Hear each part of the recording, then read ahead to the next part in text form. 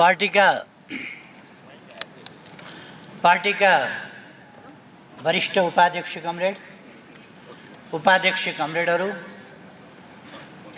महासचिव कमरेड, उपमहासचिव कमरेडहरू, सचिव कमरेडहरू, केन्द्रीय आयोगका अध्यक्ष कमरेडहरू,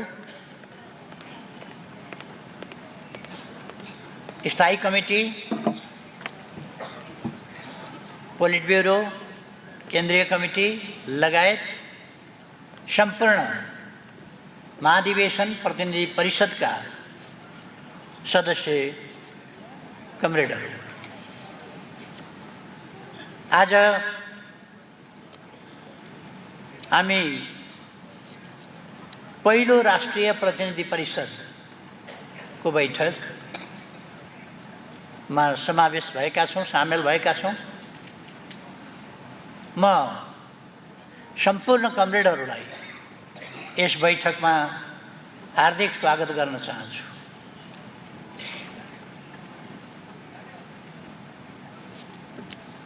यस बैठकमा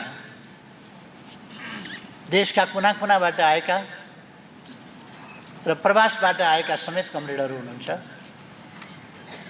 सबै कमरेडहरूलाई हार्दिक स्वागत गर्दछु र यस बैठकको विधिवत उद्घाटनको घोषणा गर्दै म आफ्नो प्रतिवेदन, राजनीतिक प्रतिवेदन यहाँहरू समक्ष प्रस्तुत गर्दछु।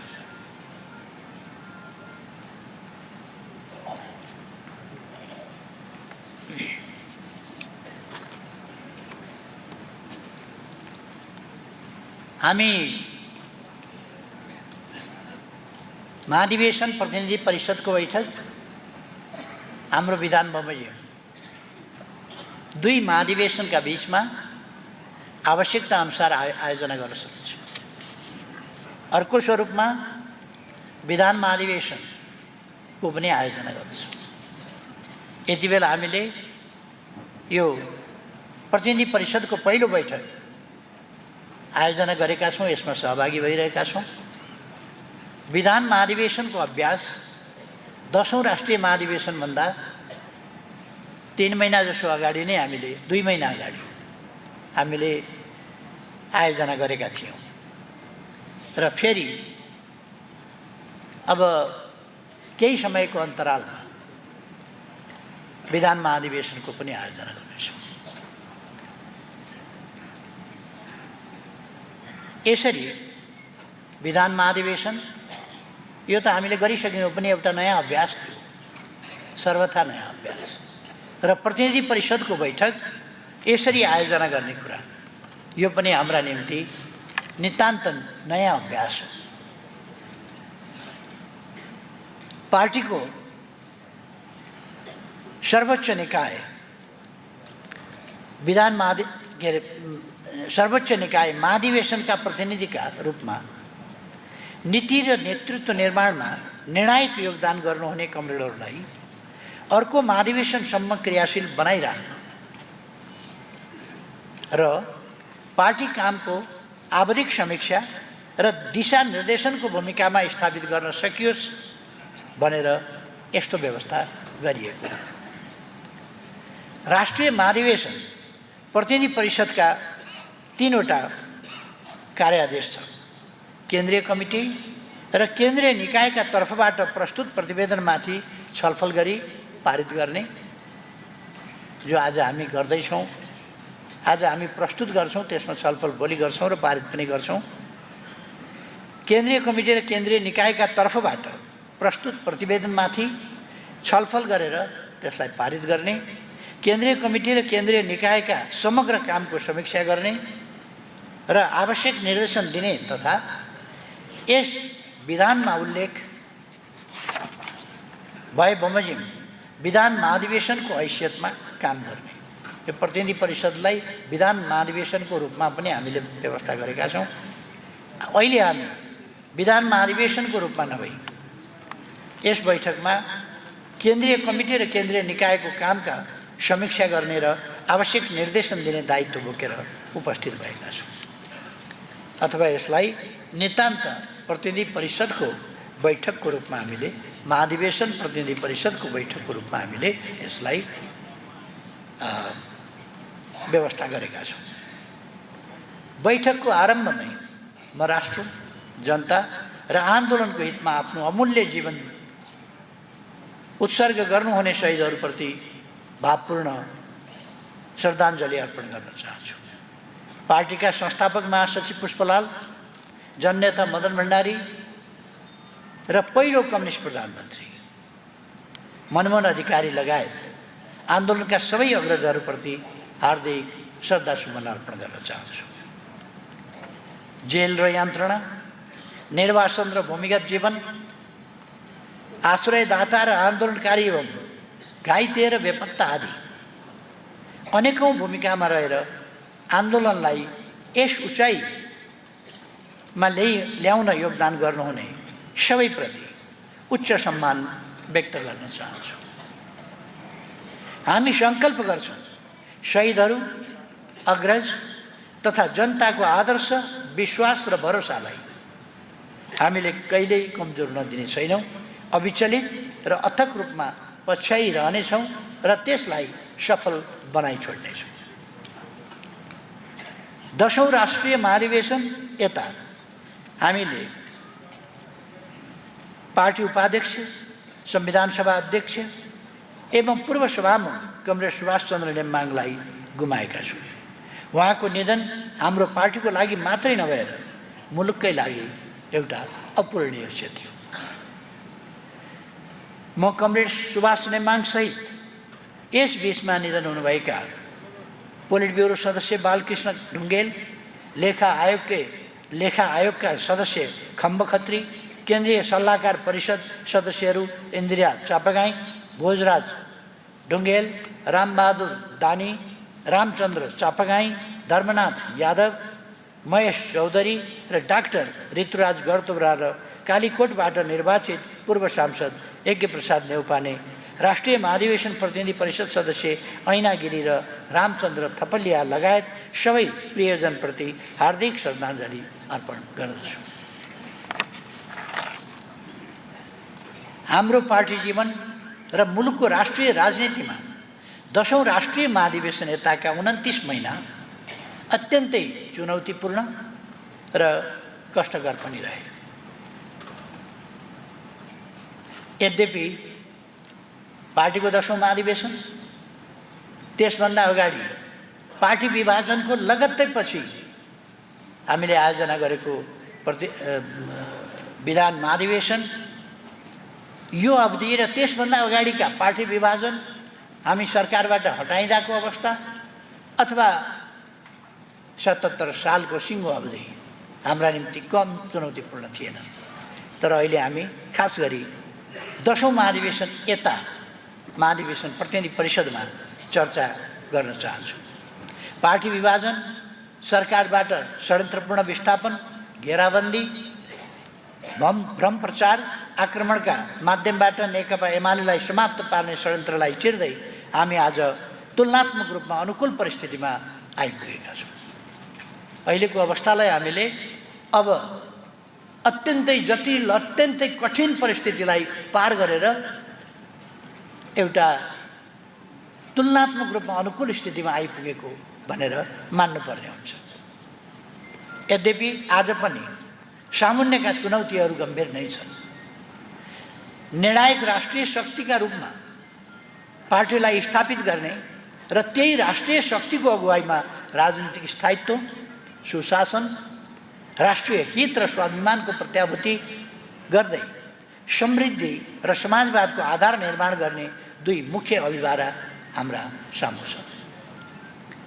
यस बैठकले महाधिवेशन यताका करिब 2.5 वर्षको वस्तुनिष्ठ समीक्षा गर्दै उपयुक्त अभिभारा पूरा गर्न आगामी दिनमा गर्नुपर्ने कामबारे आवश्यक निर्देशन दिनेछ।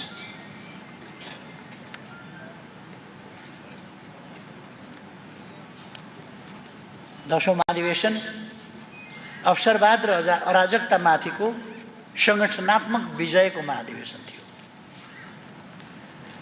पार्टी विभाजनका दुष्प्रयास संविधानको अपव्याख्याका आधारमा सरकारबाट विस्थापन, चौतर्फी घेराबन्दी र आक्रमणका बीचमा 78 असोज 15-17 विधान महाधिवेशन तथा मङ्सिर 10-14 10औं राष्ट्रिय महाधिवेशन सम्पन्न गरिएको थियो।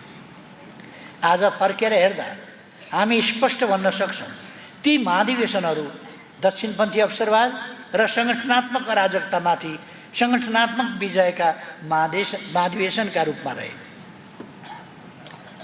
विभाजनको मनोविज्ञानलाई चिर्न, क्रान्तिका सिद्धान्त, कार्यक्रम र कार्यदिशालाई अद्यावधिक गर्न एवं पार्टीलाई नयाँ ढङ्गले पुनर्गठन र अग्रगति दिन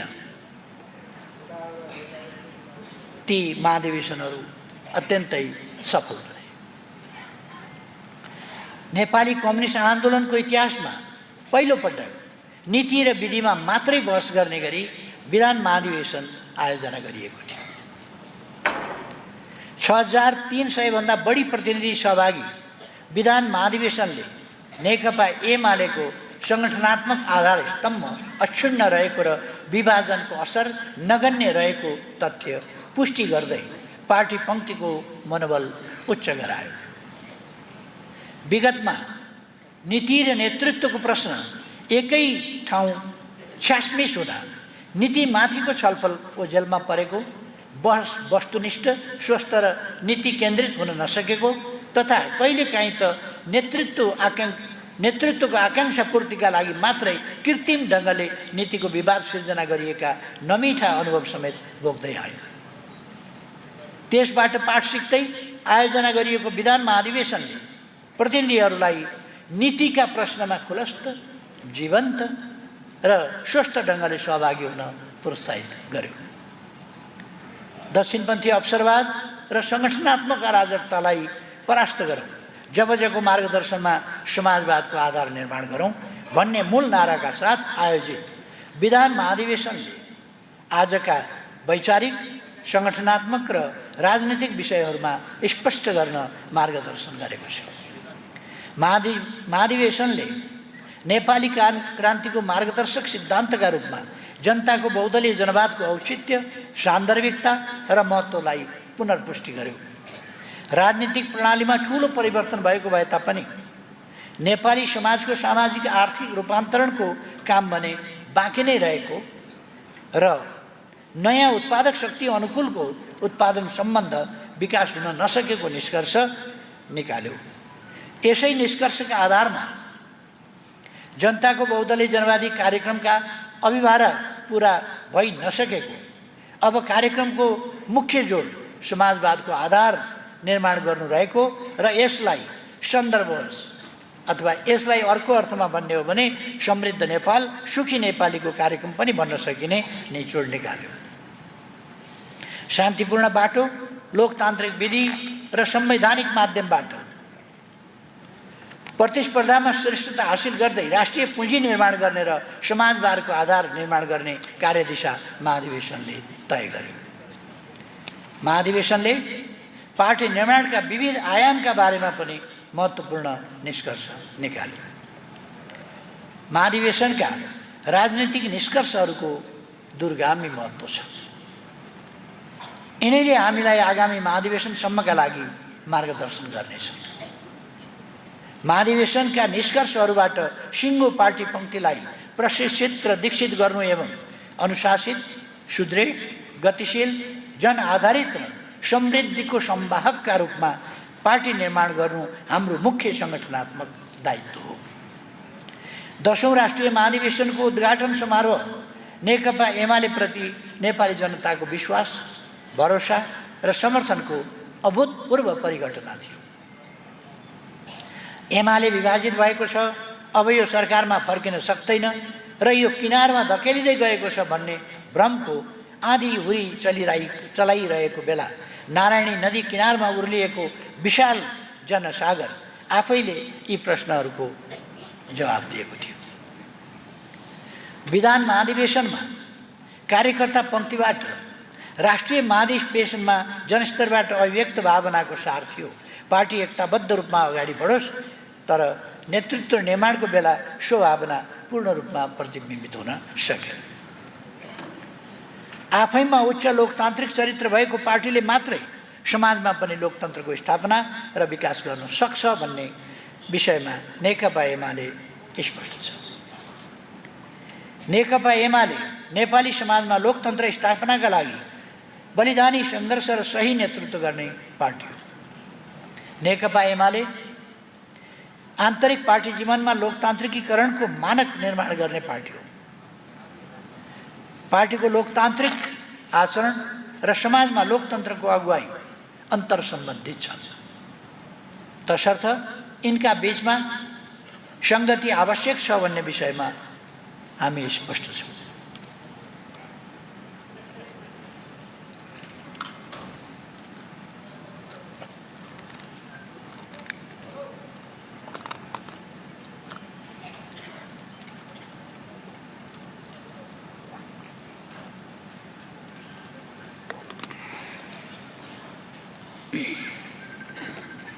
तर लोकतन्त्र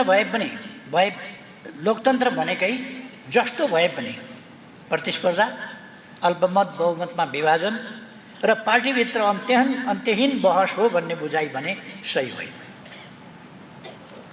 सर्वसम्मति उच्चतम लोकतन्त्र हो र सम्भव भएसम्म त्यसका निम्ति प्रयास गर्नु स्वाभाविक मात्रै होइन, नेतृत्वको दायित्व समेत हो। हामीले तत्कालीन सन्दर्भलाई समेत हेरेर महाधिवेशनबाट सर्वसम्मत नेतृत्व निर्माणको अधिकतम प्रयास गर्यौँ। तर परिणाम जेसुकै भए पनि प्रतिस्पर्धा गर्नै पर्ने एवं नेकपा एमालेभित्र अझै पनि समस्या छन् र नेतृत्वका बारेमा सर्वसम्मति छैन भन्ने सन्देश दिनै पर्ने प्रवृत्तिका कारण महाधिवेशनमा कार्यकर्ता र जनताको त्यो भावना पुरा हुन पाएन। तैपनि स्वस्थ लोकतान्त्रिक अभ्यासका आधारमा केन्द्रीय कमिटी र केन्द्रीय निकाय निर्वाचित भए।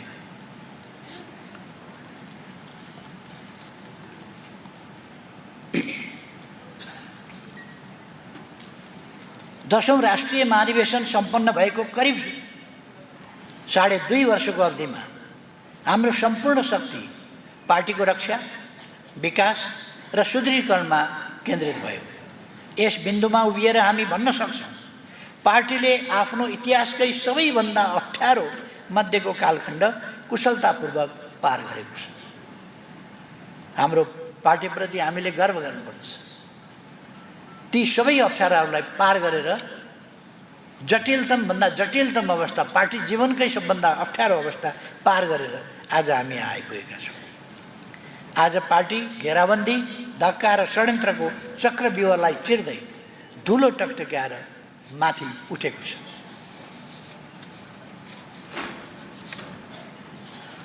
दुई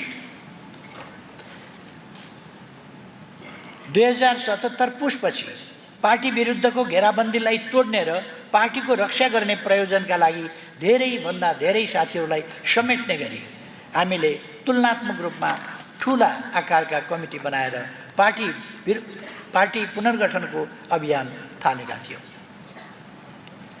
पार्टी बचाउने उद्देश्यले बनाइएका कमिटीहरूलाई पार्टी बनाउने दिशामा रूपान्तरित गर्न नियमित अधिवेशन, कमिटी निर्माण, संस्थागत सञ्चालन एवं सदस्यता नवीकरण, विस्तार र अभिलेख व्यवस्थापन अनिवार्य हुन जान्थ्यो। यसै उद्देश्यले 78 कार्तिक 6 गते एकै दिन देशका सबै वडा अधिवेशन र कार्तिक 9 गते सबै पालिकामा पालिका अधिवेशन सम्पन्न गरिएको थियो। महाधिवेशन अगाडि सुरु भएको सङ्गठनात्मक सुदृढीकरणको त्यस श्रृङ्खलालाई निरन्तरता दिँदै 78 पुस 23 गते एकै दिन जिल्ला अधिवेशनहरू सम्पन्न गरिए। 2080 भदौ र असोजमा प्रदेश अधिवेशनहरू सम्पन्न भएर पार्टीलाई संस्थागत गर्ने काम एक हदसम्म सम्पन्न भएको छ। सङ्गठनलाई थप व्यवस्थित र चलायमान गर्न जिल्ला, पालिका र वडाहरूमा समय अगावै अधिवेशनहरू, अर्ली अधिवेशन गर्ने काम यति बेला अभियानकै रूपमा अगाडि बढेको छ। पार्टी सदस्यहरूको नवीकरण, विस्तार, गुणस्तर र अभिलेख व्यवस्थापनलाई चुस्त बनाइएको छ। जनसङ्गठनहरूका राष्ट्रिय अधिवेशन सम्मेलनहरू सम्पन्न भएका छन् र तिनीहरू नयाँ गतिका साथ अगाडि बढ्ने प्रयास गरिरहेका छन्। केन्द्रीय विभागहरूको कामले गति लिएको छ। पार्टीमा स्कुलिङको काम सङ्गठित, व्यवस्थित र संस्थागत हुँदै गएको छ। सारमा पार्टीको रक्षा, विकास र सुदृढीकरणको यस अभियानमा महत्त्वपूर्ण उपलब्धि हासिल भएका छन्। यद्यपि गर्नुपर्ने काम अझै धेरै बाँकी छ। पार्टी निर्माण आफैमा साध्य होइन। यो सामाजिक आर्थिक रूपान्तरण र समाजवादको आधार निर्माण गर्ने लक्ष्य प्राप्तिको साधन हो। तसर्थ हामीले पार्टी निर्माणको अभिभारालाई समाजवाद निर्माणको राष्ट्रिय अभिभारासँग अविभाज्य ढङ्गले जोड्न सक्नुपर्दछ। समाजवाद प्राप्तिका लागि हामीले अवलम्बन गरेको कार्यदिशाको सार हो शान्तिपूर्ण, लोकतान्त्रिक र संवैधानिक माध्यमबाट प्रतिस्पर्धामा श्रेष्ठता हासिल गर्नु र राष्ट्रिय पुँजीको निर्माण गर्दै समाजवादका आधार निर्माण गर्नु। यसका लागि अनिवार्य दुईवटा पक्ष हो। एक, पार्टीले समाजका बहुसङ्ख्यक जनताको स्वैच्छिक समर्थन हासिल गर्नु र दुई, पार्टी कमिटीहरू राज्य सञ्चालन गभर्नेन्सको क्षेत्रमा अब्बल बन्नु। बहुसङ्ख्यक जनताको समर्थन हासिल गर्ने पार्टीको उद्देश्य पुरा गर्नु प्रदेश र स्थानीय कमिटीहरूले आफू क्रियाशील भूगोलका बहुसङ्ख्यक जनताको मन जित्न सक्नुपर्छ। जनसङ्गठनहरूले आफ्नो वर्ग, समुदाय र पेसागत क्षेत्रका बहुसङ्ख्यक जनताको प्रतिनिधित्व सुनिश्चित गर्नैपर्छ। विभागहरूले आफू सम्बद्ध क्षेत्रको नीति निर्माणमा प्रभावकारी भूमिका खेल्नुपर्छ। तसर्थ आगामी दिनमा सबै कमिटी, विभाग र जनसङ्गठनहरूले पार्टीलाई निर्णायक राष्ट्रिय शक्तिका रूपमा विकास गर्ने सङ्कल्प अनुरूप आफ्नो भूमिकालाई थप प्रभावकारी बनाउनु पर्दछ। पार्टी सदस्यता वृद्धि र जनसङ्गठनहरूका सदस्यताको व्यापक विस्तार मार्फत पार्टीको जनआधार विस्तार गर्नुपर्छ। विशेष गरेर श्रमजीवी वर्ग, युवा, महिला, दलित, मधेसी र सीमान्तकृत समुदायमा सदस्यता विस्तार प्राथमिकतामा रहनुपर्छ। समाजका असल, अग्रणी, प्रतिष्ठित र आत्मनिर्भर व्यक्तिहरूको आगमनले पार्टीलाई जनतामाझ स्थापित गर्न सहयोग पुर्याउनेछ। सदस्यहरूको वैचारिक स्तर माथि उठाउन योजनाबद्ध स्कुलिङको काम अगाडि बढाउनुपर्छ। आगामी 1 वर्षभित्रमा पार्टीका सबै सदस्यहरूलाई पार्टीको आधारभूत पाठ्यक्रममा प्रशिक्षित गर्ने र अब उपरान्त आधारभूत कोर्स उत्तीर्ण नगरेको व्यक्ति पार्टी कमिटी वा सार्वजनिक ओहदामा उम्मेदवार बन्न नसक्ने प्रावधानलाई कार्यान्वयन गरिनुपर्छ। दक्षिणपन्थी अवसरवाद र सङ्गठनात्मक अराजकता विरुद्धको वैचारिक सङ्घर्षलाई रत्तिभर कमजोर हुन दिनु हुँदैन। सङ्गठनहरू केवल औपचारिकताका मानार्थ या बोधार्थ, तदर्थ हैसियतमा रहनुहुन्न। तिनीहरू सम्बन्धित भूगोल, वर्ग वा समुदायका वास्तविक नेताका रूपमा स्थापित हुनुपर्छ। सङ्गठनको क्षमता र स्तर वृद्धिमा विशेष ध्यान दिनुपर्छ। सङ्गठनभित्रका स्वार्थ प्रेरित अन्तर्विरोध, गुटबन्दी र अस्वस्थताको समाधानका लागि वैचारिक र सङ्गठनात्मक दुवै विधि अवलम्बन गर्नुपर्दछ।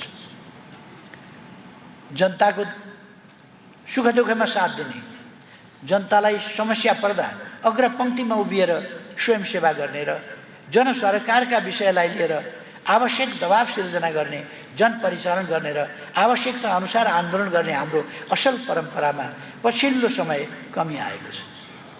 यसले जनतासँगको सम्बन्धलाई कमजोर बनाउन सक्छ। यसलाई सच्याउनुपर्छ। लोकतान्त्रिक तथा अनुशासित पार्टीको निर्माण आजको मुख्य अभिभारा हो। लोकतन्त्र र अनुशासन दुई विपरीत अन्तर्वस्तु होइनन्, अन्तर्सम्बन्धित, अविभाज्य र परिपूरक विषयहरू। पार्टी निर्माणमा यस विषयप्रतिको हाम्रो बुझाइ सही हुनुपर्दछ। विभाजन, घेराबन्दी र चौतर्फी आक्रमणका बावजुद नेकपा एमाले राष्ट्रिय राजनीतिको मियोको रूपमा अक्षुण्ण रहिरहेको तथ्यले जनविरोधी शक्तिहरूलाई पिरोलिरहेको छ। यति बेला उनीहरू पार्टी विरुद्ध दुईवटा अस्त्र चलाइरहेका छन्। मिथ्या र भ्रामक सूचनाको आक्रमण र पार्टी एकतामा भाँजो हाल्न सकिन्छ कि भनेर भित्ताको चर खोज्ने प्रयास। यति बेला पार्टीमा नीति र नेतृत्वका बारेमा कुनै विवाद छैन, तर पनि अनुचित महत्त्वाकांक्षाहरू झाँगिँदै गएर तिनले गुटबन्दीको रूप लिन नपाउन् र लोकतन्त्रको अभ्यास गर्दा त्यसले अराजकताको रूप लिन नपाओस् भनेर सजग हुनुपर्दछ। वैचारिक, सङ्गठनात्मक र भावनात्मक रूपमा एकताबद्ध पार्टी आजको आवश्यकता।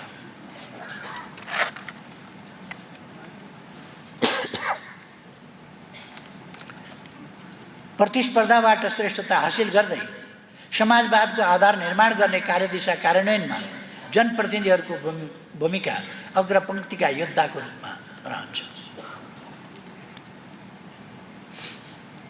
तसर्थ जनप्रतिनिधिहरूको क्षमता अभिवृद्धि गर्न र उहाँहरूलाई सफल बनाउन पार्टीले विशेष ध्यान दिनुपर्दछ। विचार, सङ्गठन र प्रचार कार्य पार्टी निर्माणका महत्त्वपूर्ण आधारहरू। मिथ्या सूचना र दुष्प्रचारलाई विपक्षीहरूले हाम्रा विरुद्ध हतियार बनाइरहेको सन्दर्भमा हामीले नयाँ प्रविधि, संयन्त्र र माध्यमहरू मार्फत पार्टीको प्रचार कार्यलाई तीव्र र प्रभावकारी बनाउनुपर्छ। पार्टीका हरेक नेता आफैमा सङ्गठक, प्रशिक्षक र प्रचारक हुन् भन्ने तथ्यलाई हमेसा ढेक्का राख्नुपर्छ। यस विषयमा महासचिवको सङ्गठनात्मक प्रतिवेदनमा सविस्तार चर्चा हुने हुनाले यहाँ विस्तृत रूपमा व्याख्या गरिरहनु आवश्यक ठान्दिए।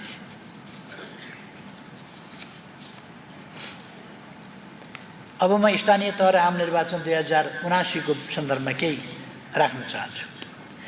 2079 वैशाखमा भएको स्थानीय तह निर्वाचन र त्यसै वर्ष मङ्सिरमा भएको प्रतिनिधि सभा तथा प्रदेश सभा निर्वाचन हाम्रो पार्टीका लागि सामान्य र नियमित लोकतान्त्रिक प्रक्रिया मात्रै थिएनन्। प्रतिपक्षमा रहेको हाम्रो पार्टी विरुद्ध सत्ताधारी 6 दलहरूको गठबन्धनको घेराबन्दी थियो।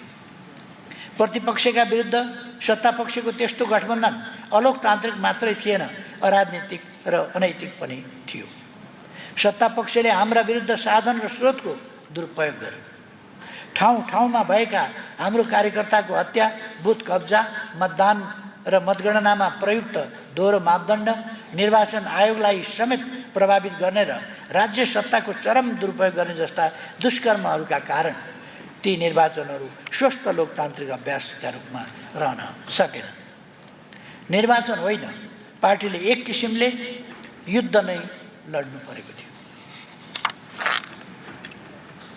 यावत घेराबन्दी, षड्यन्त्र र भ्रम प्रचारका बावजुद आम निर्वाचनमा सर्वाधिक समानुपातिक मत 28,45,641 प्राप्त गर्दै जनताको रोजाइको 1 नम्बर पार्टी बन्नु सामान्य उपलब्धि थिएन। साधन स्रोतको चरम दुरुपयोगका बावजुद 6 दलको गठबन्धनले सामान्य बहुमत पनि हासिल गर्न सकेन। गठबन्धनको बलमा पहिलो पार्टी बने पनि नेपाली काङ्ग्रेसको जनाधार विगतमा भन्दा झनै खस्कियो। काङ्ग्रेससँग हाम्रो पार्टीको मतान्तर 2074 को तुलनामा दोब्बरभन्दा बढी बढेर 1,30,000 पुग्यो।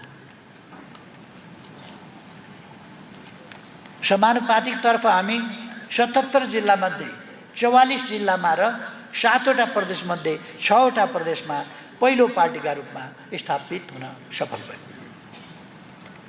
स्थानीय तह निर्वाचनमा 206 पालिका प्रमुख र 246 उपप्रमुखलाई विजयी बनाउन सफल भयो।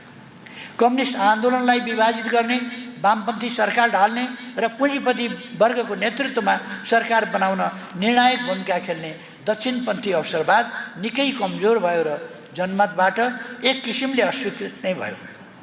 हाम्रो पार्टी विरुद्ध स्थापित गर्न खोजिएको कथित प्रतिगमनको भाष्य जो झुटो थियो त्यो खण्डित नै भयो। चरम प्रतिकूलताका बीचमा हासिल भएका यी उपलब्धिहरूलाई कम आँक्न मिल्दैन। तर हाम्रो यो परिणाम अपेक्षाभन्दा धेरै न्यून हो र मुलुकको आवश्यकताका दृष्टिले पनि ज्यादै अपर्याप्त हो। यसो हुनुका पछाडि सत्तापक्षको घेराबन्दी मुख्य कारण त हुँदै हो, तर निर्वाचनको बेलामा हाम्रो पार्टी पङ्क्तिभित्र प्रकट भएको व्यक्तिवाद, अस्वस्थता, असमझदारी, असहयोग र अन्तर्घात जस्ता अराजक प्रवृत्ति पनि यस परिणामका लागि जिम्मेवार छ। हामीले निर्वाचनमा प्रत्येक पार्टी सदस्यसँग एउटै अपेक्षा, 2 मतको वृद्धि गर्नुहोस्, 5 मतको रक्षा भन्ने आह्वान गरेका थियौँ। तर यो लक्ष्य पुरा हुन सकेन। प्रतिनिधि सभाका 25 जना उम्मेदवारहरू 3000 भन्दा कम मतान्तरले पराजित हुनुभयो। हिजोसम्म पार्टीको माथिल्लो ओहदामै रहेका कतिपय नेता समेत पार्टी विरुद्धको षड्यन्त्रमा संलग्न भए। अग्रजहरूको त्याग, बलिदान र उत्सर्गको जगमा विकसित हुँदै आएको सुख खोज्न सबभन्दा पछाडि र दुःख भोग्न परे सबभन्दा अगाडिको आदर्शले अनुप्राणित र व्यक्तिगत हितलाई सामूहिक हितको अधीनस्थ राख्ने स्कुलिङबाट हुर्किएको पार्टीमा यसकालका प्रवृत्तिहरू अनपेक्षित थिए। आफूले भने जस्तो नहुँदा पार्टी हितमाथि गम्भीर आघात पुर्याउन पनि पछि नपर्ने जस्ता प्रवृत्तिहरू आलोच्य, त्याज्य, निन्दनीय र दण्डनीय छन्। कतिपय कमिटी क्रियाशील नै नभएको र जनसम्बन्धबाट टाढिएको देखियो। पार्टीका स्थापित विचार र सिद्धान्त, पार्टीले सरकारमा हुँदा हासिल गरेका महत्त्वपूर्ण उपलब्धि एवं पार्टीका सङ्कल्प र प्रतिबद्धताहरू जनताबीच प्रचार गर्ने र समाजमा स्थापित गर्ने काम प्रभावकारी भएन। प्रायोजित मिथ्या र भ्रामक सूचनाको बाढीलाई परास्त गर्न सकिएन। युवा मतदाताहरू, शहरी जनमत र प्रवासी नेपालीहरूका बीचमा पार्टीप्रतिका आकर्षण र जनाधार सङ्कुचनमा परेको देखियो। निर्वाचन परिणामले सिर्जना गरेको प्रतिकूलताको मूल्य आज राष्ट्रले नै चुकाउनु परिरहेको छ। निर्वाचनपछि निर्माण भएको शक्ति सन्तुलन राष्ट्र र जनताको हितमा अनुकूल बन्न सकेन। मुलुकलाई राजनीतिक स्थिरता आवश्यक थियो, तर प्रतिनिधि सभामा 1 दर्जन दलको उपस्थिति र संविधानका मुख्य विषयमा अस्पष्ट र असहमत रहनेहरूको उल्लेख्य सङ्ख्याले राजनीतिक अस्थिरताको सम्भावना झनै बढायो। बलियो राष्ट्रिय शक्ति निर्माणको जनचाहनामा प्रतिकूल प्रभाव पर्यो। राजनीतिक स्थायित्व, सुशासन, राष्ट्रिय स्वाधीनता एवं समाजवाद उन्मुख राज्य निर्माणको अभियानमा चुनौती थपिए। निर्वाचनमा प्रियतावादी अथवा पपुलिस्ट शक्तिको उदय र परम्परावादी दक्षिणपन्थी दलको शक्ति विस्तार नयाँ र विवेचनीय घटनाका रूपमा रहेका छन्। यस बीचमा बढेको चरम राजनीतिक विकृति, आर्थिक र व्यावसायिक क्षेत्रमा सङ्कट उत्पन्न र रोजगारीका क्षेत्र साँघुरिँदै गरेको अवस्था एवं सुशासन तथा सेवा प्रवाहमा उत्पन्न समस्याका कारण समाजमा निराशा बढेको छ। यसै स्थितिले सिर्जना गरेको असन्तुष्टिलाई एकातिर पपुलिजम र अर्कोतिर दक्षिणपन्थी शक्तिले प्रयोग गर्न एक हदसम्म सफल भएको देखिन्छ। उनीहरूले यस्ता समस्यालाई उजागर र उपयुक्त गर्न सक्छन्, तर उनीहरूसँग यसको समाधान भने छैन। सही दर्शन र विचारधारा नभएको, अर्थ राजनीतिक कार्यदिशा स्पष्ट नभएको र आफ्ना स्वार्थका लागि अस्थिर र डोलायमान रहने शक्तिहरू विकल्प हुन त सक्दैन। आजको लोकतान्त्रिक युगमा पनि जन्मजात श्रेष्ठताको सामन्ती मान्यतालाई बोक्ने र आफ्नै अयोग्यता, असफलता र कर्मका कारण जनताबाट विस्थापित राजतन्त्रलाई फर्काउन खोज्ने प्रयास सफल हुने कुनै सम्भावना छैन। यसमा हामी ढुक्क भए हुन्छ, यो इतिहासको चक्र पछाडि फर्किनेवाला छैन। लोकतान्त्रिक गणतन्त्रको प्रणाली सञ्चालनमा समस्या देखिएका हुन सक्छन्। संविधानले परिकल्पना गरेको न्यायपूर्ण, समतामूलक, लोकतान्त्रिक र समृद्ध समाजको निर्माणमा विलम्ब भइरहेको हुन सक्छ। तर यस समस्याको विकल्प निरङ्कुश सामन्ती व्यवस्थाको पुनर्स्थापना हुनै सक्दैन। सामाजिक असन्तुष्टिहरूको लाभ यस्ता पक्षले उठाउन नपाउन् भन्ने कुरामा सजग रहँदै त्यसलाई सम्बोधन गर्न हामी विशेष संवेदनशील रहनुपर्छ। प्रतिकूल राजनीतिक शक्ति सन्तुलनका बीचमा पनि सकारात्मक शक्तिहरूलाई गोलबन्द गर्दै स्थायित्वका लागि प्रयास गर्नु, राष्ट्रियतामा आघात पुग्ने सम्भावनाप्रति चनाखो रहनु तथा समृद्ध नेपाल सुखी नेपालीको राष्ट्रिय आकांक्षालाई अगाडि बढाउन पार्टीले प्रभावकारी भूमिका खेल्नु जरुरी छ।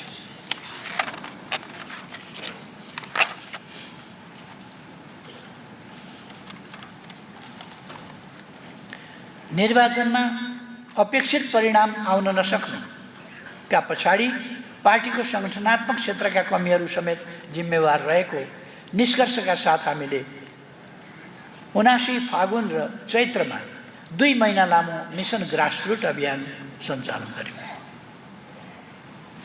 2080 वैशाखसम्म विस्तारित भएको उक्त अभियानका लागि 7 वटा उद्देश्य तथा तय गरिएका थिए र सबै पालिकाहरूका लागि स्पष्ट कार्यादेशसहित केन्द्रीय प्रतिनिधिहरू खटाइएको थियो। अभियानले पार्टी जीवनमा नयाँ रक्त सञ्चार गर्यो। यस क्रममा केन्द्रीय प्रतिनिधिहरूको उपस्थितिमा प्रदेश, जिल्ला, पालिका, वडा र टोल समेत गरी 24,132 वटा बैठक सम्पन्न भए।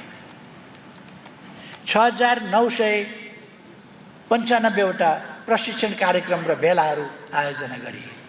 13,459 वटा कमिटीहरू पुनर्गठन गरिए। जनसङ्गठनका कामहरू अपेक्षित रूपमा अगाडि बढ्न नसके पनि 2,230 वटा बैठक र भेलाहरू सम्पन्न भए।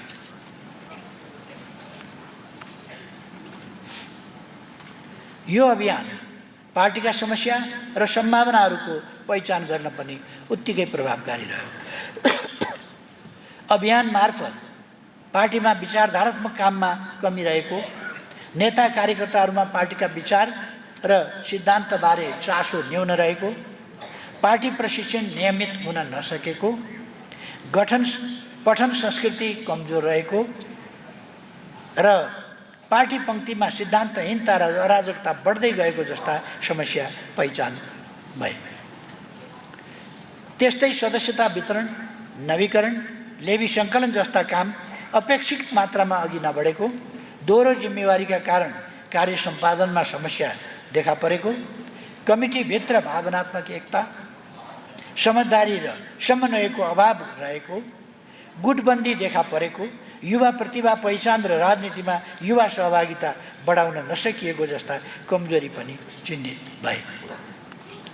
आम रूपमा स्थानीय तहमा जनसङ्गठनका कमिटीहरू गठन हुन नसकेका, उनीहरू पार्टी सदस्य र समर्थककै बीचमा सीमित रहेका र आफ्ना समुदायका नेताको रूपमा स्थापित हुन नसकेको यथार्थ स्थिति प्रकट भयो।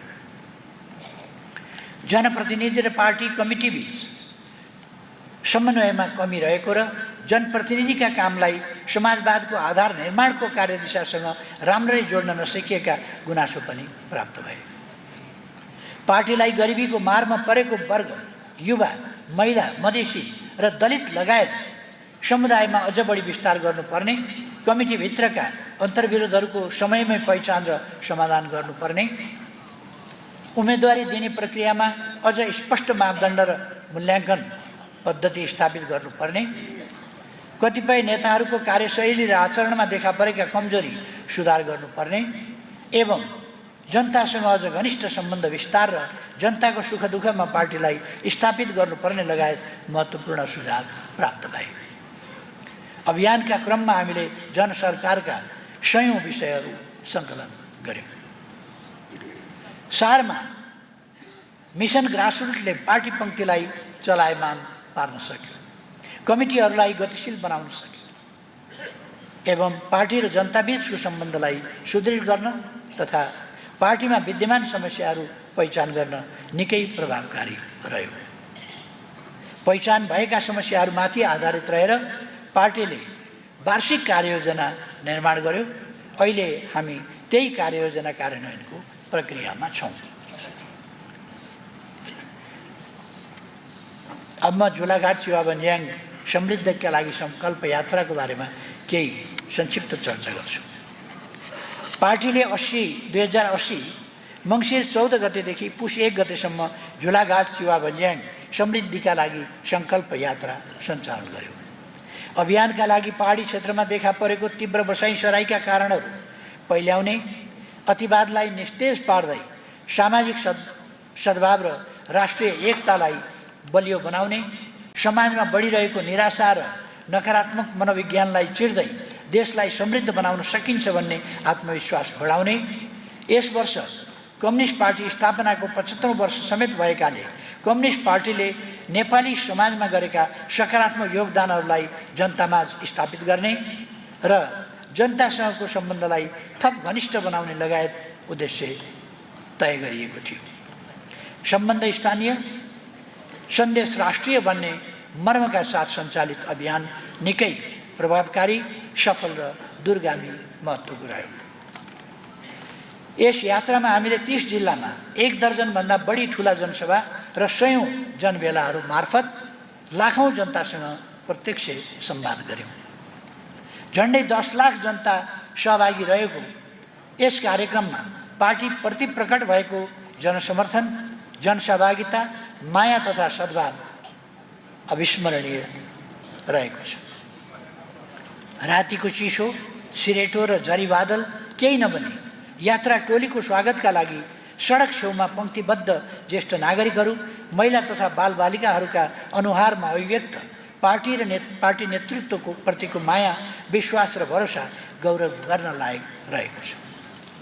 राष्ट्रिय हितको रक्षा र स्वाभिमानको सम्वर्धन गर्न, लोकतन्त्रको रक्षा र विकास गर्न, सामाजिक सद्भाव र राष्ट्रिय एकता दर्विलो बनाउन तथा विकास निर्माण, समृद्धि र सुशासन कायम गर्न नेकपा एमालेको नेतृत्व अपरिहार्य छ भन्ने जनभावना यस क्रममा स्पष्ट रूपमा प्रकट भएको छ।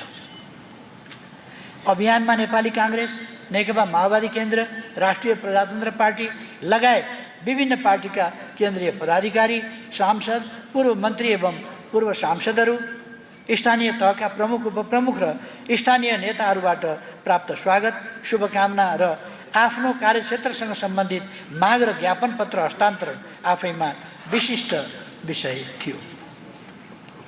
यसरी पार्टीले सुरु गरेको यो अभियान राष्ट्रिय अभियानमा रूपान्तरित भयो।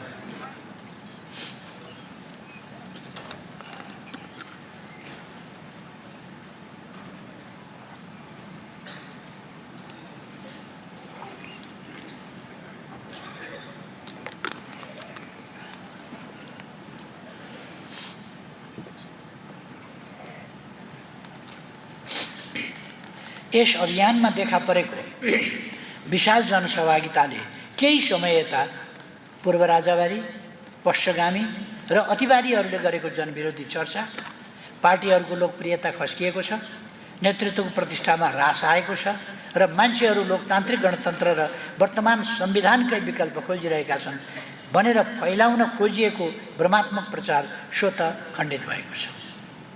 नेकपा एमालेको सङ्कल्प यात्राले लोकतान्त्रिक गणतन्त्रप्रतिको जन समर्थनलाई थप सुदृढ र मजबुत बनाएको छ।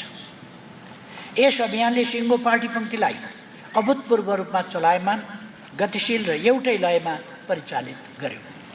नेतृत्व पंक्तिलाई आत्मीय रूपमा अझ एकताबद्ध बनायो। नेतृत्व र कार्यकर्ता बीचको तथा पार्टी र जनता बीचको भावनात्मक सम्बन्धलाई सुदृढ बनायो। जनताकै साथ सहयोगमा खानपिन र आवासको व्यवस्थापन, सामूहिक मेष, सामूहिक बास र स्थानीय परम्परा, संस्कृति र वेशभूषालाई सम्मान गर्ने विषयले जनतासँगको हाम्रो सम्बन्धलाई थप घनिष्ठ बनाउन सहयोग पुग्यो। यात्राका क्रममा प्रदर्शित मध्य पहाडी क्षेत्रका विविध जात जाति, भाषाभाषी, संस्कृति र धर्मावलम्बीहरू बीचको एकता र बैतडीदेखि पाँचथरसम्म पुग्दा देखिएको नेपाली समाजको सांस्कृतिक मौलिकता, विविधता र अद्भुत वैभव विशिष्ट परिघटनाका रूपमा प्रकट भयो। यस यात्राले केही सीमित तत्त्वहरूद्वारा संकीर्ण स्वार्थका लागि चर्काउन खोजिएको जातीय तथा साम्प्रदायिक अतिवाद, अराजकता र हिंसालाई निष्फल तुल्याइदियो। लाखौंको संख्यामा सडकमा उत्रिएर नेपाली जनताले आफूहरू बीचको सामाजिक सद्भाव कसैले चुडाउन नसक्ने सन्देश दिए। देशको जगमा निर्मित बलियो राष्ट्रिय एकताको पक्षमा आफूलाई उभ्याए। जनताको यस समर्थनलाई हामीले सिङ्गै राष्ट्रको एकता र पुँजीको रूपमा ग्रहण गरेका छौँ। पूर्वाधारका दृष्टिले मध्य पहाडका गाउँ र बस्तीहरूमा यस बीचमा ठुलो परिवर्तन आएको प्रत्यक्ष देख्न सकिन्छ। हिजो 5-6 दिनसम्म लगाएर मात्रै पुगिने गाउँ बस्तीहरू आज सडक पूर्वाधारका कारणले केही घण्टाकै पहुँचभित्र आएका छन्। आम रूपमा सबै ठाउँमा खानेपानी, बिजुली र टेलिफोन सुविधा पुगेको छ। शिक्षा र स्वास्थ्यका क्षेत्रमा पनि हिजोका तुलनामा धेरै राम्रा काम भएका छन्। सडक, बिजुली र फोनको पहुँचले आम जनताको चेतना स्तर वृद्धि गरेको छ।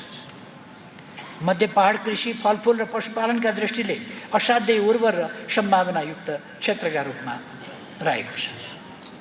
यस क्षेत्रलाई दुग्ध व्यवसायको केन्द्र बनाउन सकिन्छ।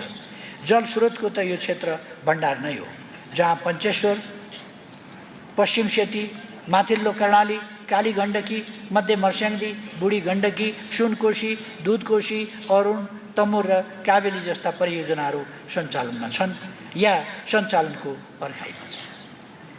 सुरम्य हावापानी, सुन्दर दृश्यावलोकन, परम्परागत खाना र सांस्कृतिक विविधताका दृष्टिले धनी यो भूभाग पर्यटनका लागि असाध्यै उर्वर रहेको छ। पछिल्लो समय नयाँ पर्यटकीय स्थलहरू खुल्दै र ती स्थानहरूमा पूर्वाधार निर्माण हुँदै गरेको, आन्तरिक र बाह्य पर्यटकहरूको आगमन बढ्दै गएको देख्न सकिन्छ। यो क्षेत्र खानी र खनिजजन्य पदार्थका दृष्टिले पनि सम्भावनायुक्त रहेको छ। तर पहाडी गाउँ बस्तीहरूमा बसाइसराई ठुलो चुनौतीको रूपमा देखा परेको छ। हामीले यात्रा गरेका 30 जिल्लामध्ये अधिकांशको जनसङ्ख्या वृद्धि दर ऋणात्मक रहेको छ। कतिपय गाउँ बस्ती रित्तिँदै गएका छन्। विद्यार्थीको अभावमा कतिपय विद्यालय बन्द हुने अवस्थामा पुगेका छन्। खेतीयोग्य जमिन बाँझो बन्दैछ। गाउँमा श्रमका लागि युवाहरूको अभाव छ। कतिपय ठाउँमा त वृद्धहरूको हेरचाह गर्ने वा मलामी गर्ने व्यक्ति पाउन समेत मुस्किल छ। बसाइसराईका पछाडि केही बाध्यात्मक कारणहरू पनि छन्, तर पछिल्लो समय नेपालमा अवसर नै छैन, नेपाल बन्दैन, विदेशमा अवसर नै अवसर छ र जसरी पनि त्यहाँ पुग्न पाइयो भने जिन्दगी सप्रिहाल्छ भन्ने भ्रामक प्रचार, प्रायोजित भाष्य, त्रुटिपूर्ण शैक्षिक प्रणाली र मनोविज्ञानले पनि युवाहरूको प्रवासनलाई बढावा दिइरहेको छ। स्थानीय उत्पादनले बजार, उचित मूल्य र संरक्षण नपाउनु पनि बसाइसराई बढाउने कारण बनेको छ। एकातिर सस्तो मूल्यमा भित्रिने विदेशी उत्पादनसँगको प्रतिस्पर्धा, अर्कोतिर बिचौलियाका कारण आफ्नो उत्पादनको उचित मूल्य पाउनबाट वञ्चित हुने जस्ता समस्या किसानहरूले भोगिरहेका छन्। खाद्य र पेय वस्तुको आयातलाई निरुत्साहित गर्दै स्वदेशी उत्पादनलाई संरक्षण गर्ने, ठुलो मात्राको उत्पादनलाई प्रोत्साहन गर्ने, भूमि ब्याङ्कका माध्यमबाट बाँझो जमिनको सदुपयोग गर्ने तथा मल बिउ र सिँचाइमा किसानहरूलाई अनुदान दिने र बजार मूल्य सुनिश्चित गर्ने लगायत कदम चाल्नु अनिवार्य देखियो। भूमिहीनहरू र दशकौँदेखि प्रति जमिन, गुठी जग्गा आदि आबाद गरेर बसेका तर जग्गा धनी प्रमाण पूर्जा नपाएका हजारौँ परिवारको समस्या समाधान गर्नु अपरिहार्य देखियो। बाँदर, बँदेल, दुम्सी, गोरल लगायतका वन्यजन्तुका कारण बालीनालीमा भइरहेका नोक्सानी र पीडा पनि गम्भीर रूपमै देखियो। जलवायु सङ्कटको मुख्य मारमा परेका महिला, किसान र बिरालो पाखा या नदी किनारमा बस्न बाध्य विपन्न परिवारमा अनुकूल र प्रतिरोधी क्षमता अभिवृद्धि गर्न ढिलो भइसकेको छ। अनुकूलन र प्रतिरोधी क्षमता अभिवृद्धि गर्न ढिला भइसकेको छ। उद्यमी व्यवसायीहरूको मनोबल उँचो बनाउन तत्काल कदम चाल्नुपर्ने देखिएको छ। ठप्प प्राय देखिएका किसानका कामलाई गति दिने, विकासका कामलाई गति दिने, अल्पत्र पारिएका आधारभूत अस्पताल र रणनीतिक सडकको काम अगाडि बढाउने, किसानका काममा, विकासका काममा राजनीतिक पक्षपात अन्त गर्ने, निर्माण व्यवसायीहरूलाई सही ढङ्गले परिचालन गर्ने र आर्थिक मन्दी एवं शिथिलता हटाउन विशेष ध्यान दिनुपर्ने देखियो। भ्रष्टाचार, सुशासन र राजनीतिक व्यतिथिका विरुद्ध समाजमा सार्वजनिक असन्तुष्टि देखा परेको छ। जनताको असन्तुष्टि लोकतान्त्रिक प्रणाली, गणतन्त्र या संवैधानिक व्यवस्थाका विरुद्ध होइन, तर पात्रहरूप्रतिको असन्तुष्टिलाई प्रणालीकै विरुद्ध प्रयोग गर्न सकिन्छ कि भनेर कतिपय तत्त्वहरू प्रयत्नशील छन्। सुशासन, विकास र समृद्धिको यात्रालाई तीव्र पारेर जनताको विश्वास जितेर मात्र यस्ता प्रयासहरूलाई निस्तेज पार्न सकिन्छ। हामीले पहिचान गरेका विभिन्न समस्या र जनताबाट प्राप्त 753 वटा मागहरूलाई नेपाल सरकार समक्ष प्रस्तुत गरेका छौँ। यिनको कार्यान्वयनमा पार्टीले चनाखो भएर अनुगमन गरिरहनेछ। नेपाल कम्युनिस्ट पार्टी अर्थात् हाम्रो पार्टी स्थापनाको 75औं अथवा हीरक जन्मोत्सव, हीरक वर्ष समारोह जो हामी पर्सि आयोजना गर्दैछौँ, त्यसको बारेमा म केही शब्दहरू राख्न चाहन्छु। विक्रम सम्वत 2080 वैशाख 9 गते, तदनुसार 22 अप्रिल 2023बाट नेपाल कम्युनिस्ट पार्टी 75औं वर्षमा प्रवेश गरेको छ। सार्वजनिक संस्थाहरूका लागि स्थापनाका 25, 50, 75 र 100 वर्ष आफैमा महत्त्वपूर्ण माइलस्टोनहरू। इतिहासको वस्तुनिष्ठ समीक्षा गर्दै गौरव गाथा स्थापित गर्ने, वर्तमान स्थितिको यथार्थ विश्लेषण गर्दै सम्भावना र चुनौतीको लेखाजोखा गर्ने तथा भविष्यको पूर्वानुमान गर्दै लक्ष्य भेदनका लागि मार्गचित्र निर्धारण गर्ने कामका लागि यस्ता माइलस्टोनहरू महत्त्वपूर्ण अवसरहरू पनि हुन्। पार्टी स्थापनाको 75 वर्षलाई हाम्रो पार्टीले वर्षैभरि 80 वैशाख 9 देखि 81 वैशाख 9 सम्म विशेष कार्यक्रमका साथ मनाइरहेका छौँ। यस सन्दर्भमा देहाय बमोजिमका कार्यक्रमहरू अगाडि बढेका छन्। नेपाल कम्युनिस्ट आन्दोलनको आधिकारिक इतिहास लेखन। नेपाल कम्युनिस्ट पार्टी स्थापनाको 75औं वर्ष समारोह, त्यसलाई कमरेड ईश्वर पोखरेलको संयोजकत्वमा इतिहास लेखन समिति गठन गरेर नेपाली कम्युनिस्ट आन्दोलनको आधिकारिक इतिहास लेखन सम्बन्धी कामको थालनी गरिएको छ। यस प्रयोजनका लागि विश्वविद्यालय, आधिकारिक थिङ्क ट्याङ्क र अनुसन्धान संस्थासँग सहकार्य गरिरहेको छ। लोकतन्त्र खमा लोकतन्त्र र रूपान्तरणका लागि भएका सङ्घर्ष। नेपाली कम्युनिस्ट आन्दोलनले 7.5 दशकको इतिहासका प्रत्येक दशकमा भएका सङ्घर्ष, सङ्गठन निर्माण, उपलब्धि र कठिनाइको कथा समेटी पार्टीको नेतृत्वमा सञ्चालित मुख्य सङ्घर्षहरूको संक्षिप्त र आधिकारिक अभिलेख तयार गर्ने काम आरम्भ भएको छ। गमा 75 वर्ष यात्राको वृत्तचित्र निर्माण। नेपाली कम्युनिस्ट आन्दोलनका गौरवपूर्ण 75 वर्षका मुख्य चरण, परिघटना एवं उपलब्धि दर्शाउने वृत्तचित्र निर्माण गरिएको छ। घ सेल्टर पुस्तक प्रकाशन। यो हामीले यो पुस्तकको रूपमा अलि पछाडि नै प्रकाशन गर्ने अथवा अर्को ढाँचामा प्रकाशन गर्ने पनि गर्न सकिन्छ।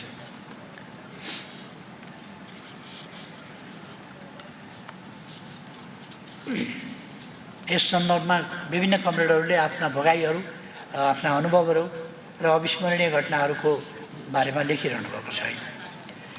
ममा ऐतिहासिक स्थलहरूको संरक्षण र सम्वर्धन।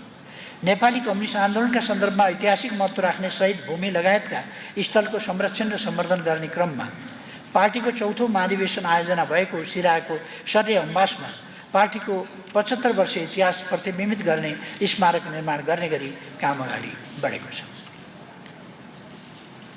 च अन्तर्राष्ट्रिय सम्मेलनको आयोजना। पार्टी स्थापनाको 75औं वर्षको सन्दर्भ पारेर मार्क्सवादको सृजनात्मक प्रयोग र सम्बन्धित मुलुकका अनुभवहरूमा केन्द्रित रहेर भाइचारा कम्युनिस्ट पार्टी, श्रमिक पार्टी र वामपन्थीहरूको अन्तर्राष्ट्रिय सम्मेलन आयोजना गरिनेछ। हामीले यति बेलै गर्ने योजना गरेका थियौँ, तर विभिन्न कारणहरूले यति बेला हुन सकेन। खास गरी सहभागीहरूका विभिन्न फङ्सनहरू त्यति बेला मुख्य रूपमा पर्ने भएको हुनाले अर्को समयको हामी छनौट गर्दैछौँ। 6मा जनताको बहुदलीय जनवादको विकासक्रम सम्बन्धमा जननेता मदन भण्डारीका मुख्य रचनाहरूको अङ्ग्रेजी अनुवाद तयार गरिएको छ। यसको विमोचन पर्सि 10 गतेको विशेष समारोहमा गरिनेछ। जमा 75औं वर्ष समारोहको मुख्य कार्यक्रम। क 75औं वर्ष समारोहका सन्दर्भमा आगामी 2081 वैशाख 10 गते भनेको पर्सि तदनुरूप 22 अप्रिल 2081 का दिन सनराइज हल यसैमा गोदावरीमा विशेष कार्यक्रम आयोजना गरिनेछ। उक्त कार्यक्रममा देहाएका कमरेडहरू सहभागी हुनुहुनेछ। पार्टीका केन्द्रीय पदाधिकारी र सदस्यहरू, पार्टी केन्द्रीय सल्लाहकार परिषदका सदस्यहरू, पार्टीको केन्द्रीय आयोगका सदस्यहरू, पार्टीका तर्फबाट निर्वाचित प्रतिनिधि सभा तथा राष्ट्रिय सभाका सांसदहरू, पार्टीका तर्फबाट निर्वाचित सबै प्रदेश सभाका सदस्यहरू, उपप्रमुख एवं पार्टीका तर्फबाट निर्वाचित जिल्ला समन्वय समितिका प्रमुख, उपप्रमुख एवं पालिका प्रमुख, उपप्रमुख, अध्यक्ष, उपाध्यक्षहरू, पार्टी सम्बद्ध जनसङ्गठनका केन्द्रीय पदाधिकारी र सदस्यहरू, उपत्यकाभित्रका पार्टी जिल्ला कमिटी र पालिका कमिटीका पदाधिकारी एवं सदस्यहरू, उपत्यकाभित्रका निर्वाचित जनप्रतिनिधिहरू, तोकिएका अन्य आमन्त्रितहरू, विशेष सम्मान यस कार्यक्रममा नेपाली कम्युनिस्ट आन्दोलनमा असाधारण योगदान गर्ने एकजना व्यक्तित्वलाई विशेष सम्मान गरिने कार्यक्रम रहेको छ। अबको 25 वर्षपछि हाम्रो कम्युनिस्ट आन्दोलन 100 वर्षको हुनेछ। पार्टी स्थापनाको 100 वर्ष पुग्दा मुलुकलाई न्यायपूर्ण, विकसित र समुन्नत बनाउने हाम्रो सपना छ, अथवा समृद्ध नेपाल, सुखी नेपालीको गन्तव्यलाई साकार पार्ने हाम्रो सपना छ, हाम्रो सङ्कल्प छ। हामी विश्वस्त छौँ हामी यसमा सफल हुनेछौँ।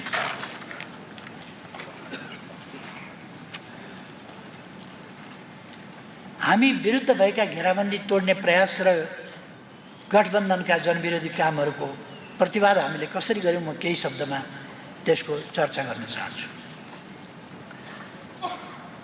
पार्टी विरुद्ध गठबन्धनले खडा गरेको घेरा तोड्न हामीले निरन्तर प्रयास गर्दै आयौँ। कतिपय पार्टी र नेताहरू बाह्य दबावका सामु टिक्न नसक्दा गत वर्ष हामीले सुरु गरेको नयाँ कोर्स अल्पकालमा बिथोलिए पनि हामीले विभिन्न मोर्चाहरूमा आंशिक सफलता हासिल गर्दै आयौँ।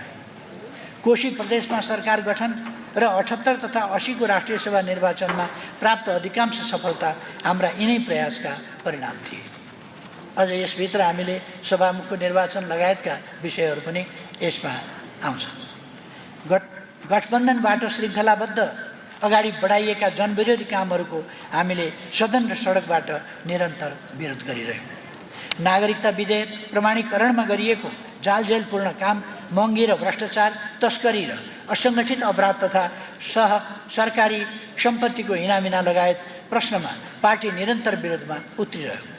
हाम्रै दबावका कारण कतिपय सत्ताधारी नेताहरूकै संलग्नतामा भइरहेको सुन तस्करीको छानबिन गर्न आयोग बनाउन सरकार बाध्य भयो। पुरातात्विक क्षेत्र, रामग्रामको जमिन गैर कानुनी तरिकाले व्यवसायिक घरानालाई लिजमा दिने प्रयास असफल भयो। विभिन्न जनसङ्गठनहरूले आफ्ना क्षेत्रसँग सम्बन्धित मुद्दाहरूमा प्रदर्शन, जनदबाव र आन्दोलन उठाउने काम गरे। आज पनि हामी जनसरकारका यिनै विषयमा सरकार, सदन र सडक तीनै ठाउँबाट पहल अगाडि बढाइरहेका छौँ। अधोगति, व्यथिति र तत्जनित निराशाका 3 वर्ष विगतका वर्षहरूको सम्बन्धमा संक्षिप्त चर्चा गर्छु। 2078 साल असारमा सर्वोच्च अदालतबाट जारी परमादेशसँगै सुरु भएको गलत राजनीतिक कोर्सका कारण मुलुक चौतर्फी समस्यामा धकेलिँदै गएको तथ्यबारे हामीले राष्ट्रिय महाधिवेशनमै पर्याप्त चर्चा विवेचना गरिसकेका छौँ।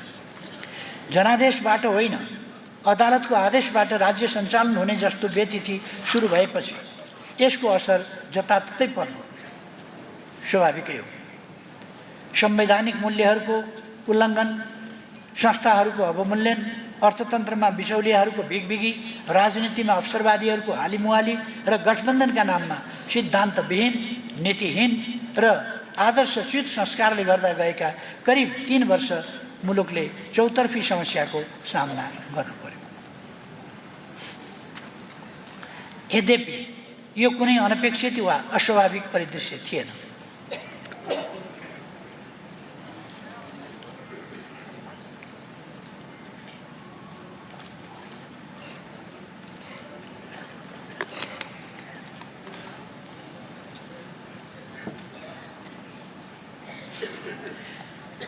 यद्यपि यो कुनै अनपेक्षित वा अस्वाभाविक परिदृश्य थिएन। नेपालको संविधान जारी भएदेखि नै मुलुकमा दुई गन्तव्य, दुई विचारधारा, दुई धार, दुई कार्यभार, दुई खाले बाटोका बारेमा दुई थरी शक्तिका बीचमा तीव्र प्रतिद्वन्दिता सुरु भएको थियो। समाजवादी बाटो लिने कि पुँजीवादी बाटो, राष्ट्रिय हित र स्वाभिमानमा अडिने कि राष्ट्रिय आत्मसमर्पणको नीति लिने, राष्ट्रिय शक्तिलाई बलियो बनाउने कि त्यस्तो शक्तिलाई कमजोर पार्ने, मुलुकको सार्वभौम सत्तालाई बलियो बनाउने कि त्यसलाई बेवास्ता गर्ने, आत्मनिर्भर र स्वाधीन अर्थतन्त्रको निर्माण गर्ने कि मुलुकलाई सधैँभरि पराश्रित र परमुखापेक्षी बनाइराख्ने, समृद्ध नेपाल, सुखी नेपालीको गन्तव्यतिर अगाडि बढ्ने कि मुठ्ठीभर व्यक्तिहरूको सम्पन्नताको गन्तव्य रोज्ने। विगत वर्षहरूमा मुलुकको राजनीति यिनै विचारधारा, धार, कार्यभार, बाटो र गन्तव्य बीचको तीव्र राजनीतिक प्रतिस्पर्धा, प्रतिद्वन्दिता र अन्तर्विरोधका वरिपरि घुमिरहेको छ। समाजमा जारी वर्ग सङ्घर्षको विशिष्ट अभिव्यक्तिका रूपमा यी प्रश्नमा बहस अगाडि बढिरहेको छ। यसै पृष्ठभूमिमा आज हामीले 74 सालको आम निर्वाचनमा वाम तालमेलसहित भारी बहुमत ल्याएर सरकार सञ्चालन गरेका थियौँ। सरकारको नेतृत्वमा मौलिक अधिकार र संहितासँग सम्बन्धित अत्यावश्यक कानुनहरू निर्धारित समयसीमाभित्रै निर्माण गरिए। यससँगै संविधान कार्यान्वयनले गति लियो। पृथकतावादी बाटो लिइरहेका, मुलुकलाई पुनः हिंसातिर धकेल्न खोजिरहेका र संविधानसँग असन्तुष्ट समूहहरूलाई वार्ताका माध्यमबाट संवैधानिक र शान्तिपूर्ण मूल प्रभावमा ल्याएसँगै राजनीतिक द्वन्द्वको अवस्था पनि साम्य हुँदै गयो। सार्वभौम समानता, पारस्परिक हित र सम्मान तथा न्यायमाथि आधारित बाह्य सम्बन्धलाई अगाडि बढाउँदै लगेपछि मुलुकको छवि, आत्मविश्वास र निर्णय क्षमतामा पनि उल्लेख्य अभिवृद्धि भयो। समृद्ध नेपाल, सुखी नेपालीको राष्ट्रिय आकांक्षा वरिपरि सम्पूर्ण विकास प्रयासलाई केन्द्रित गर्दै सामाजिक न्याय, सामाजिक सुरक्षा र पूर्वाधार निर्माणमा मुलुकले फड्को मार्न थालेपछि जनताको आत्मविश्वास र भरोसा पनि उल्लेख्य रूपमा बढेर गयो। यसरी नेपाल समुन्नति, आत्मनिर्भरता र समृद्धिको गन्तव्यतिर अगाडि बढ्न सुरु गर्यो। मुलुकलाई सधैँभरि अस्थिर, पराश्रित र पछौटे अवस्थामा राख्ने चाहनाहरूका लागि मुलुकले हासिल गरेका यी उपलब्धि स्वीकार्य र पाच्य नहुनु स्वाभाविकै थियो। यसै पृष्ठभूमिमा राजनीतिलाई गलत दिशामा धकेल्न अदालतलाई समेत प्रभावित पार्दै नेकपा एमालेको सरकारलाई विस्थापन गरिएको थियो। परमादेशबाट रोपिएको गलत बिउले सकारात्मक प्रतिफल दिन सम्भावना थिएन। यस अवधिमा मुलुकलाई हरेक दृष्टिले अधोगतितिर धकेल्ने काम भयो। यस अवधिमा मुलुकको स्वतन्त्र, असंलग्न र सन्तुलित बाह्य सम्बन्धमा गम्भीर विचलन देखा परे। मुलुकको गुमेको भूभाग फिर्ता गर्ने, इतिहासले विरासतमा छाडेका आसमान सन्धि र सम्बन्धहरूलाई सार्वभौम समानताको मूल मर्म अनुरूप पुनरावलोकन गर्ने र मुलुकको अर्थतन्त्रलाई स्वाधीन र आत्मनिर्भर बनाउन छिमेकी मित्र राष्ट्रहरूसँग सार्थक, गम्भीर र राष्ट्रिय हितमाथि आधारित छलफल हुनै सकेन। बरु सम्बन्ध बिग्रिन्छ कि छिमेकी रिसाउँछ कि भनेर संवेदनशील राष्ट्रिय हितका प्रश्नमा मौनता साध्ने, शक्ति राष्ट्रहरूको दबावमा छिमेकी मुलुकसँग भएका सहमतिलाई बेवास्ता गर्ने र कतिपय गलत निष्कर्ष र सम्झौतामा पुग्ने प्रवृत्ति बढ्दै गयो।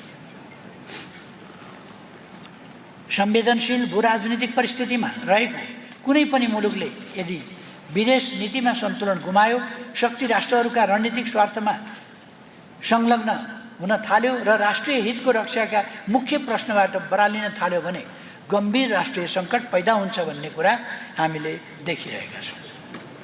आफ्ना सत्ता स्वार्थका लागि शासकहरूबाट चालिने यस्ता गैर जिम्मेवार कदमको मूल्य राष्ट्रले नै चुकाउनुपर्छ र यसले मुलुकलाई भूराजनीतिक प्रतिस्पर्धाको थलो बनाउने जोखिमतिर धकेल्छ।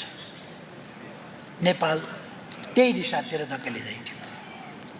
मुलुकको अर्थतन्त्र गहिरो मन्दीमा धकेलिँदै थियो। तत्कालीन सरकारले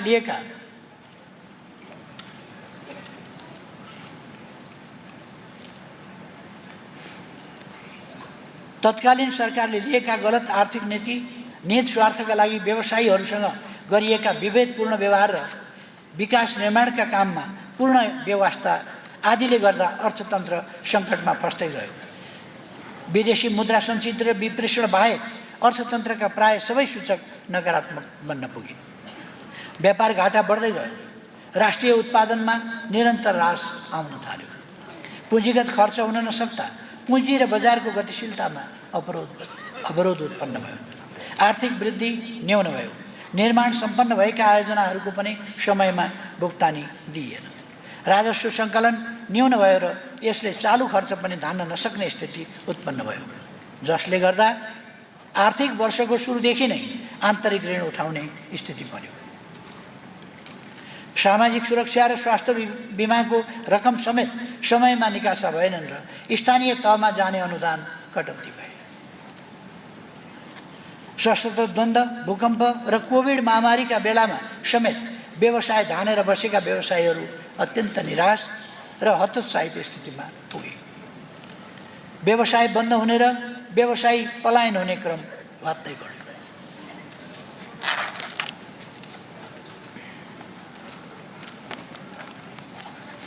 मुख्य बजार क्षेत्रका 35 देखि 40% सटर बन्द हुने र उद्योगहरूले 30% भन्दा बढी कर्मचारी कटौती गर्न बाध्य हुने अवस्था आयो।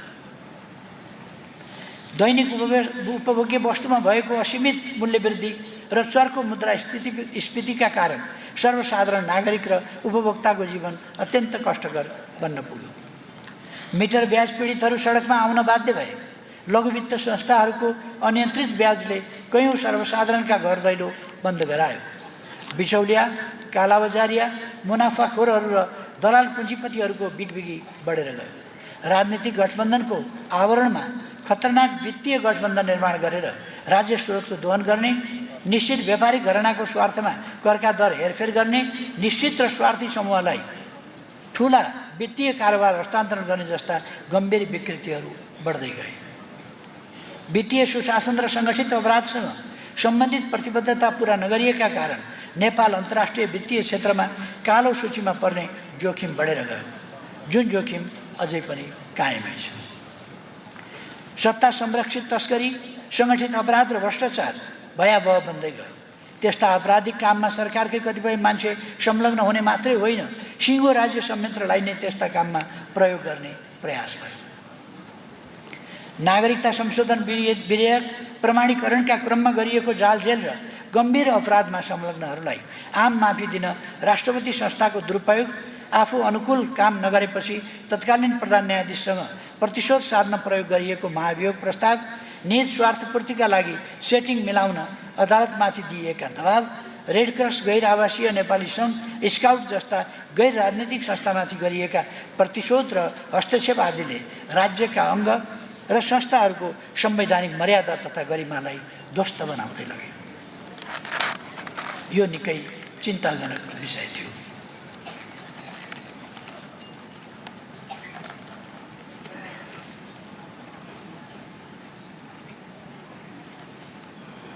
त्यताको माइक त्यहाँ आउँछ।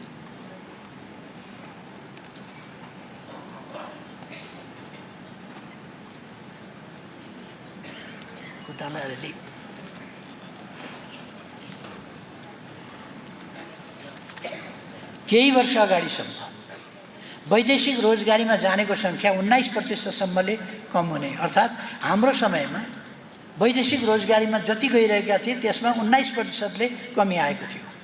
विदेश गएकाहरू समेत नेपाल फर्कने क्रम सुरु भएको थियो। अब नेपालमै केही गर्नुपर्छ भन्ने सकारात्मक भावनाको विकास हुँदै थियो। गठबन्धनका गलत नीति र व्यवहारका कारण बढेको निराशाले गर्दा त्यस विपरीत युवाहरूको विदेश प्रवासनको क्रम दोब्बर बन्न थाल्यो।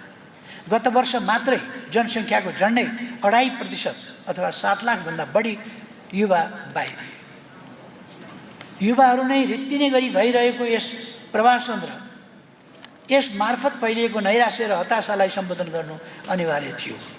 तर अघिल्लो गठबन्धनले नेकपा एमालेको विरोध बाहेक अर्थ केही गरेन। बरु कतिपय नेताहरूले आफूले काँक्रा चोरेर बिहाहरूको गालामा टाँस्ने जस्ता दुर्त्याइ गरे। भ्रष्टाचारको विरोधको नारा पनि सत्ताधारीहरूलाई जोगाउने काममै सीमित भयो। यस्तो परिवेशमा लोकतान्त्रिक गणतन्त्र र संविधानका आधारभूत प्रस्तावनाकै विरुद्ध चलखेलहरू सुरु भए। पात्रहरूका गलत कामले लोकतान्त्रिक प्रणालीलाई नै जोखिममा धकेल्न थाल्यो। संक्षेपमा नेकपा एमालेलाई सरकारबाट विस्थापन गरिसकेपछिको अवधि आम रूपमा व्यथिति, मुलुकको अधोगति र निराशाको अवधि रह्यो। मुलुकमा चौतर्फी सङ्कट गहिरिँदै गयो।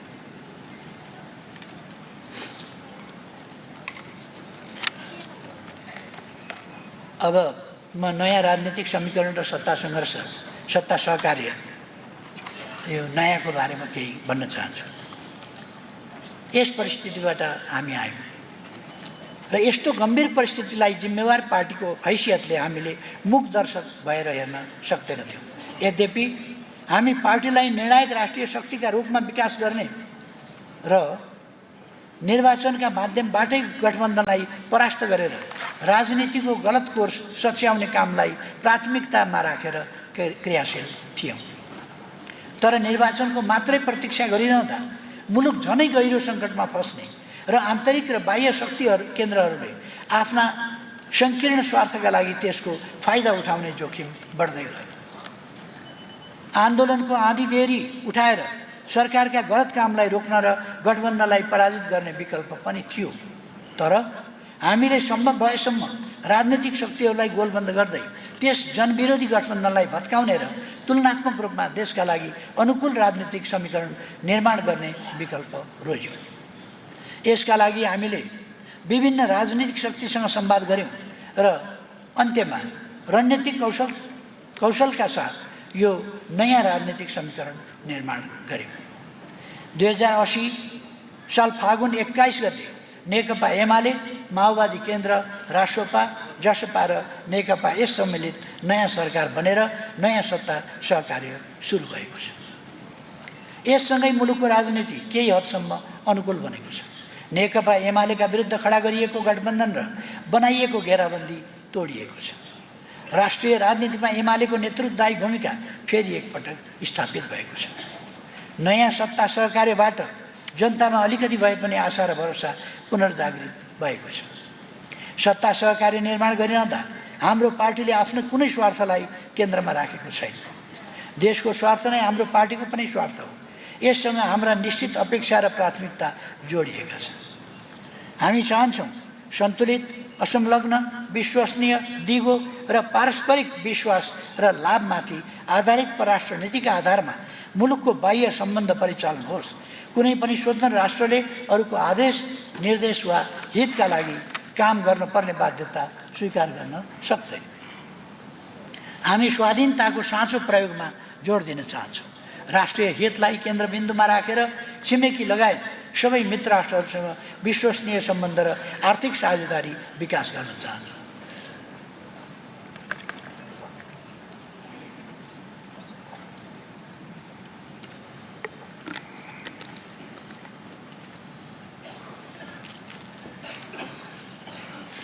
हामी छिमेकी लगायत मित्र राष्ट्रका जायज चासो र सरोकारप्रति संवेदनशील छौँ। त्यसै गरी उहाँहरू पनि नेपालको राष्ट्रिय हित, यसको स्वतन्त्र विदेश नीति, बाह्य सम्बन्ध सञ्चालन र संवेदनशीलताप्रति संवेदनशील, सहयोगी र सकारात्मक बन्नुहोस् भन्ने चाहन्छौँ। सबैसँग मित्रता, कसैसँग छैन शत्रुता सदा चाहिँ हाम्रो बाह्य सम्बन्धको मूल आधार रहनेछ। जनताको बहुदलीय जनवादले समाजमा दलहरूबीच स्वस्थ प्रतिस्पर्धा र लोकतान्त्रिक अभ्यासको परिकल्पना गर्छ। त्यसरी नै जसले बहुलवादी खुल्ला समाजको मान्यतालाई अङ्गीकार गर्छ। यसै मान्यताका आधारमा सबै खाले विविधता र बहुलताको सम्मानका साथै तिनीहरूबीच सहअस्तित्व, सहिष्णुता र सहकार्यको परिकल्पना गर्छ। हामी सबै संस्कृतिलाई समान भावका साथ सम्मान गर्छौँ। धार्मिक आस्था व्यक्तिगत अधिकारको विषय हो, त्यसलाई संरक्षण गर्छौँ। समाजमा विद्वेष र सन्देह फैलाउने र राष्ट्रिय एकतामा आघात पुर्याउने प्रवृत्ति राष्ट्रिय हुन सक्दैनन्। हामी कुनै पनि अतिवादको विरोध गर्छौँ। हामी चाहन्छौँ सरकार सामाजिक सद्भाव र राष्ट्रिय एकतालाई प्रवर्धन गर्ने विषयमा प्रभावकारी भूमिकामा स्थापित होस्। गर्नुपर्ने कामहरू धेरै छन्, तर विभिन्न सीमाहरूका कारण हामी अहिले यिनै प्राथमिकताका आधारमा सरकारलाई अघि बढाउन चाहन्छौँ। पार्टीको नीतिगत अगुवाई र पहलकदमीमा 5 राजनीतिक दलको न्यूनतम नीतिगत प्राथमिकता र साझा सङ्कल्प तयार भई सार्वजनिक भइसकेको छ।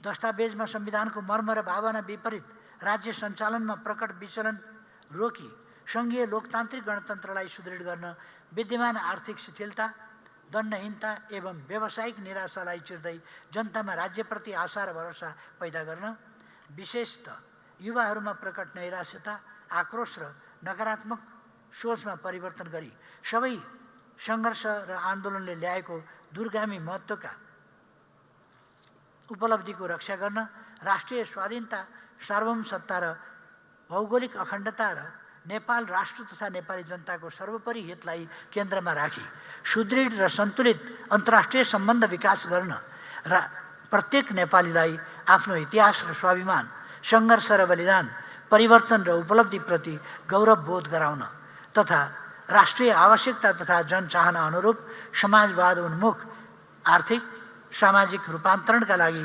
राजनीतिक स्थायित्व, सुशासन, विकास र सामाजिक न्यायसहित समृद्ध नेपाल, सुखी नेपालीको राष्ट्रिय आकाङ्क्षा पूरा गर्ने सङ्कल्प गरिएको छ। यसका लागि देखाएका 13 नीतिगत प्राथमिकता निर्धारण गरिएको छ। 1. अर्थतन्त्रमा उत्पादनदेखि उपभोगसम्म र लगानीदेखि व्यापारसम्म देखिएको शिथिलता हटाउन नीतिगत सुधार गर्दै आर्थिक क्रियाकलापलाई तीव्रता दिने। वित्तीय संस्थाहरूमा उत्पन्न समस्या समाधान गर्न विभिन्न समयमा गठित आयोगहरूका सुझावहरूलाई क्रमशः कार्यान्वयन गर्दै सहकारी, लघुवित्त संस्था एवं अनुचित लेनदेन सम्बन्धी समस्या समाधान गर्ने। 3. सार्वजनिक सेवा प्रवाहमा सुधार गर्न, सुशासन प्रवर्धन गर्न, व्यावसायिक वातावरण निर्माणमा असहज र असान्दर्भिक नीति र कानुनमा परिमार्जन गर्ने, सङ्गठन संरचनामा कायम रहेको दोहोरोपना हटाई चुस्त र मितव्ययी संरचना निर्माण गर्ने, सङ्घीयता कार्यान्वयनका समस्या समाधान गर्दै राज्यका निकायबीच अन्तर समन्वय कायम गरी प्रविधि आधारित सुधार निर्देशित अनुगमन प्रणाली स्थापना गर्ने। 4. सार्वजनिक पदमा रहेका सबै भ्रष्ट, सबै निकम्माको रूपमा व्याप्त भावनालाई बदल्न, बेइमानी गर्नेले कानुनी रूपमा सजाय पाउँछ भन्ने उदाहरण प्रस्तुत हुने गरी सार्वजनिक प्रशासन, न्यायालय र सम्बद्ध नियामक निकायहरूमा जवाफदेहिता सुनिश्चित गर्ने, लाइनमा रहेका सबैको पालो आउँछ भन्ने मान्यतालाई बल पुर्याउने दिगो प्रणाली विकास गरी जनतामा राज्यप्रतिको भरोसा जगाउने। स्वदेशी उत्पादन र स्वदेशी उपभोगलाई प्रोत्साहन गर्दै राष्ट्रिय पुँजीको विकास गर्ने, कृषिलाई आर्थिक वृद्धि, रोजगारी सृजना, गरिबी निवारण, औद्योगिकरण, निर्यात व्यापार र आपूर्ति व्यवस्था अभिवृद्धिको प्रमुख क्षेत्रका रूपमा विकास गर्ने, भन्सार नियमनका माध्यमबाट समेत स्वदेशी उद्योग र उत्पादनलाई संरक्षण गर्ने, ज्याला रोजगारी र स्वरोजगार दुवै क्षेत्रमा कामको अवसर सिर्जना गर्ने गरी मेक इन नेपाल अभियान सञ्चालन गर्ने, स्वदेशको रोजगारीलाई आकर्षक र मर्यादित बनाउने, वैदेशिक रोजगारीलाई सुरक्षित र सिक्ने माध्यम बनाउने, सबैको समान पहुँच भएको राष्ट्र, समाज तथा जीवनसँग जोडिएको र समय अनुरूप अनुमोदित हुने गुणस्तरीय शिक्षा नीति अवलम्बन गर्दै उद्यमशील शिक्षित युवाको नीति कार्यान्वयन गर्ने, मौलिक हकको रूपमा रहेको स्वास्थ्य, खाद्य, आवास र खानेपानीको अधिकार सुनिश्चित गर्ने, श्रमको सम्मान, मर्यादित काम, न्यायोचित ज्याला, सामाजिक सुरक्षा एवं असल औद्योगिक श्रम सम्बन्धलाई श्रम नीतिका आधारभूत मान्यताका रूपमा स्थापित गर्ने, मजदुर, किसान, श्रमजीवी र विपन्न वर्गलाई समृद्धिको केन्द्रमा राख्ने।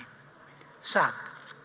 राष्ट्रिय पूर्वाधारमा अन्तर्निकाय समन्वय सुनिश्चित गर्ने, यातायात र सडकलाई आर्थिक विकासका पूर्वाधार, आपूर्ति व्यवस्थाको मेरुदण्ड, नागरिकले पाउने सुविधा एवं समुदाय बीचको अन्तर्सम्बन्धको माध्यमका रूपमा विकास गर्ने, पूर्वाधार विकासमा रहेको दोहोरोपन र भौगोलिक तथा प्रादेशिक असन्तुलन हटाउने, पूर्वाधार विकास सम्बन्धी आयोजनाहरू नीति कार्यक्रम तथा बजेटमा पर्ने तर वर्षौंसम्म कार्यान्वयन नहुने अवस्थाको अन्त्य गर्ने।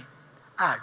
विद्युत उत्पादन विस्तार मार्फत आर्थिक वृद्धि दर बढाउने, विद्युतीकरण मार्फत आम नागरिकको जीवन सहज तुल्याउने, इन्धनमाथिको परनिर्भरता न्यून गर्ने, मुलुकको औद्योगिकरणमा टेवा पुर्याउने र नवीकरणीय ऊर्जाको प्रयोग मार्फत वातावरणमा सुधार ल्याउने, आधुनिक सञ्चार मार्फत जनताको सुसूचित हुने अधिकारको प्रत्याभूति गर्ने, प्रविधि मार्फत शिक्षा, स्वास्थ्य, उत्पादन लगायत जीवनका धेरै क्षेत्रलाई सहज तुल्याउने र रोजगारीका अवसर सिर्जना गर्ने।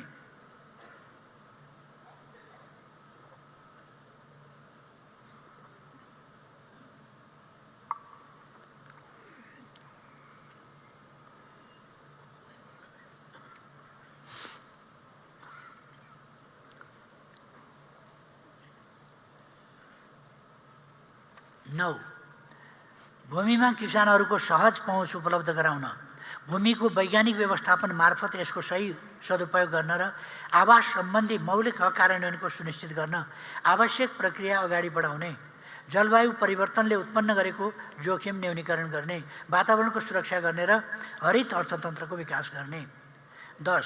युवाहरूलाई सामाजिक जीवनका सबै क्षेत्रमा महत्त्वपूर्ण साझेदार र संवाहकका रूपमा अगाडि बढाउँदै उनीहरूको सर्वतोमुखी विकासका लागि वातावरण निर्माण गर्ने, बहुलता, विविधता र बहुसांस्कृतिक सामाजिक विशेषतालाई नेपालको पहिचान, गौरव र सम्पदाको रूपमा स्थापित गर्ने, पर्यटनको समय समग्र विकास मार्फत आर्थिक विकासमा टेवा पुर्याउने। 11.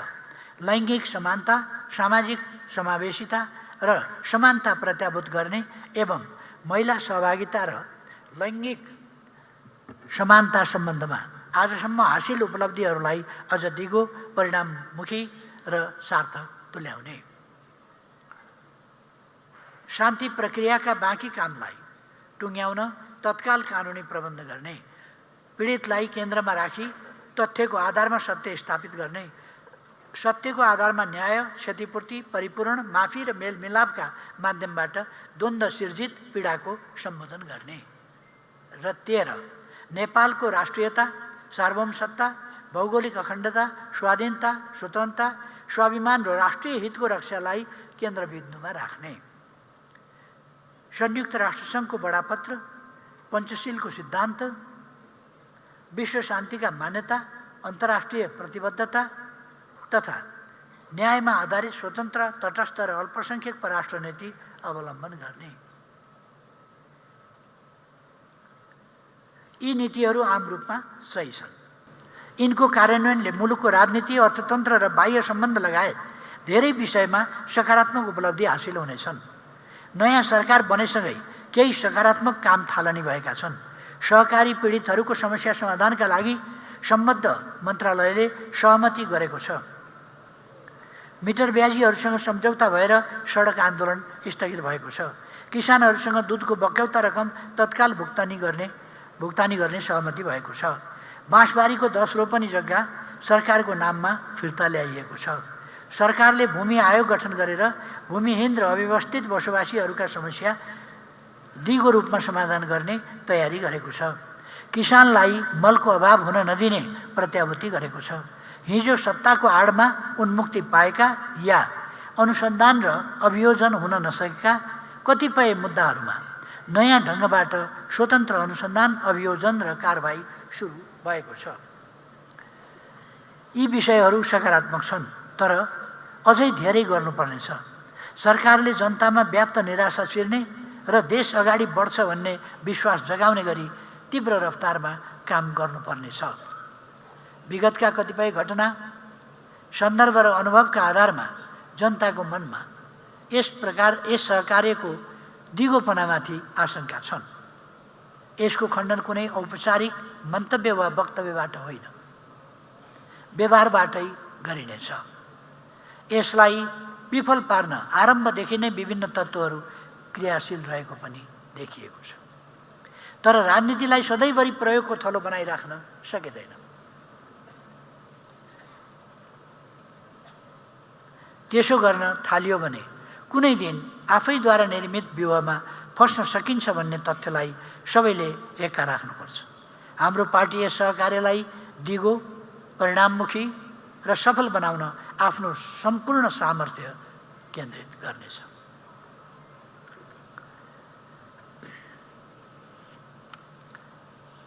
अब म राजनीतिक शक्ति सन्तुलन र पार्टीहरू बीचको सम्बन्धका बारेमा केही शब्दहरू राख्नेछु। माथि नै चर्चा भइसकेको छ। यो सत्ता सहकार्य मुलुकका समस्या समाधानका लागि हो, सत्ता परिवर्तन या प्राप्तिका लागि मात्रै होइन। यो राष्ट्रियतालाई बलियो बनाउने र राष्ट्रिय हित र स्वाभिमानको रक्षा गर्ने, सुशासनलाई प्रत्याभूत गर्ने, लोकतन्त्रको रक्षा र विकास गर्ने, विकास र समृद्धिको यात्रालाई गति दिने तथा जनतामा आशा र भरोसा जगाउने साझा सङ्कल्पका साथ स्थापना भएको समीकरण हो। यसलाई निश्चित राजनीतिक विचारधाराले भन्दा पनि यिनै विषयहरूले निर्देशित गरिरहेका छन्। मुलुकमा जस्ता गम्भीर समस्याहरू छन् तिनको समाधानका लागि सबै राजनीतिक पार्टीहरूमाझ निरन्तर संवाद आवश्यक छ। मुख्य प्रश्नहरूमा न्यूनतम समझदारीको खाँचो छ अनि विचार मिल्नेहरूमाझ सहकार्य आवश्यक छ। त्यसैले यति नै बेला निश्चित दल, विचार वा शक्तिलाई निषेध गर्ने गरी अगाडि बढाइने वामपन्थी एकता वा समाजवादी ध्रुव वा अन्य कुनै नाममा गरिने ध्रुवीकरण उचित, व्यावहारिक र लाभदायी हुँदैन। सहकार्य गहिरो हुँदै जाँदा र विश्वासको वातावरण निर्माण हुँदै जाँदा भोलि विचार मिल्नेहरू क्रमशः एकै ठाउँ हुँदै जानेछ। त्यो स्वाभाविक हो, त्यसो हुनु पनि पर्छ। तर आजका दिनमा भने सबै सकारात्मक शक्तिहरूलाई साथ लिएर अगाडि बढ्नु वास्तविकता हो र बढी महत्त्वपूर्ण छ। हिजोको सत्ता गठबन्धनले नेकपा एमालेप्रति प्रतिशोध, मुठभेड र निषेधको नीति लियो। महत्त्वपूर्ण राष्ट्रिय प्रश्नहरूमा प्रतिपक्षलाई साथमा नलिने मात्र होइन, जानकारी दिने न्यूनतम औपचारिकतासम्म पुरा गरेन। राष्ट्रिय हितमा आघात पुर्याउने कतिपय प्रश्नमा गोप्य सहमतिहरू गरिए, कतिपय डरलाग्दा सहमतिहरू गर्न खोजिए तर ती तुइए। त्यो अलोकतान्त्रिक र अराजनीतिक तरिका थियो। हामी त्यसो गर्ने छैनौँ। मुलुकको परराष्ट्र नीति, राष्ट्रिय सुरक्षा, विकास र पूर्वाधारका राष्ट्रिय एजेन्डा, सङ्क्रमणकालीन न्याय र संवैधानिक प्रश्नमा प्रतिपक्ष लगायत सबैसँग सार्थक संवाद गर्ने हाम्रो नीति हुनेछ। हामी चाहन्छौँ मुलुकमा सिद्धान्त, विचार र नीतिका आधारमा स्वस्थ प्रतिस्पर्धा होस्। यस्तो प्रतिस्पर्धाले लोकतन्त्रलाई बलियो बनाउँछ। दलहरूबीच सङ्गठनको बलमा र राम्रा काममा स्वस्थ प्रतिस्पर्धा हुने कुराले समाजमा लोकतान्त्रिक संस्कृतिलाई प्रवर्धन गर्छ। अचानक सत्ताबाट बाहिरिनु पर्दा यति बेला नेपाली काङ्ग्रेस आक्रोशित, क्षुब्ध र हताश देखिन्छ। यही हताशाले उसलाई प्रतिशोधको राजनीतिमा पुर्याएको छ। फागुन 21 गतेबाट सुरु भएको नयाँ समीकरणलाई सफल हुन नदिन र भत्काउन उसले हरसम्भव प्रयास गर्यो। त्यसका लागि उसले रासोपा र अन्य कतिपय दलका नेताहरूलाई प्रधानमन्त्री पदको समेत प्रस्ताव गर्यो। तर काङ्ग्रेसको प्रस्ताव अस्वीकार गर्दै ती दलहरू नयाँ राजनीतिक समीकरणमा संलग्न हुनासाथ ऊ यति बेला हताश मनस्थितिका साथ विरोध र सदनमा अवरोध गरिरहेको छ। यसका पछाडि प्रतिशोध बाहेक कुनै तर्कसङ्गत आधार छैन। सहकारी क्षेत्रमा गम्भीर समस्या देखा परेका छन्। बचतकर्ताहरूको अर्बौं रकम हिनामिना भएको छ र यसको गम्भीर छानबिन गरी दोषीहरूलाई कानुनी कारबाही गरिनुपर्छ। यस विषयमा पार्टी स्पष्ट छ। तर निश्चित व्यक्तिलाई निशाना बनाएर राजनीतिक प्रतिशोधको भावनाले अगाडि सारिएका र पुष्टि नभएका विषयमा प्रवेश गर्न सकिँदैन। हिजोसम्म सरकारमा रहँदा अख्तियारले बयानमा बोलाएका, अदालतले पूर्वपक्षका लागि थुनामा राखेका र गम्भीर अनियमिततामा संलग्न भएका मन्त्री र नेताहरूलाई राजीनामा गराउन तयार नहुने, काङ्ग्रेसले यति बेला अरूमाथि प्रश्न उठाउने नैतिक आधार समेत राख्दैन।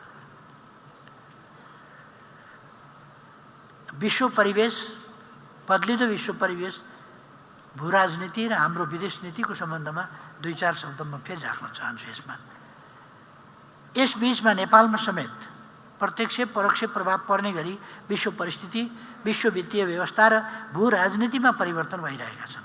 जसलाई हामीले सूक्ष्म अध्ययन र निगरानी गर्नु आवश्यक छ। तेस्रो वर्षमा प्रवेश गरिसक्दा पनि रुस युक्रेन युद्ध अन्त्यको कुनै सम्भावना देखा परेको छैन।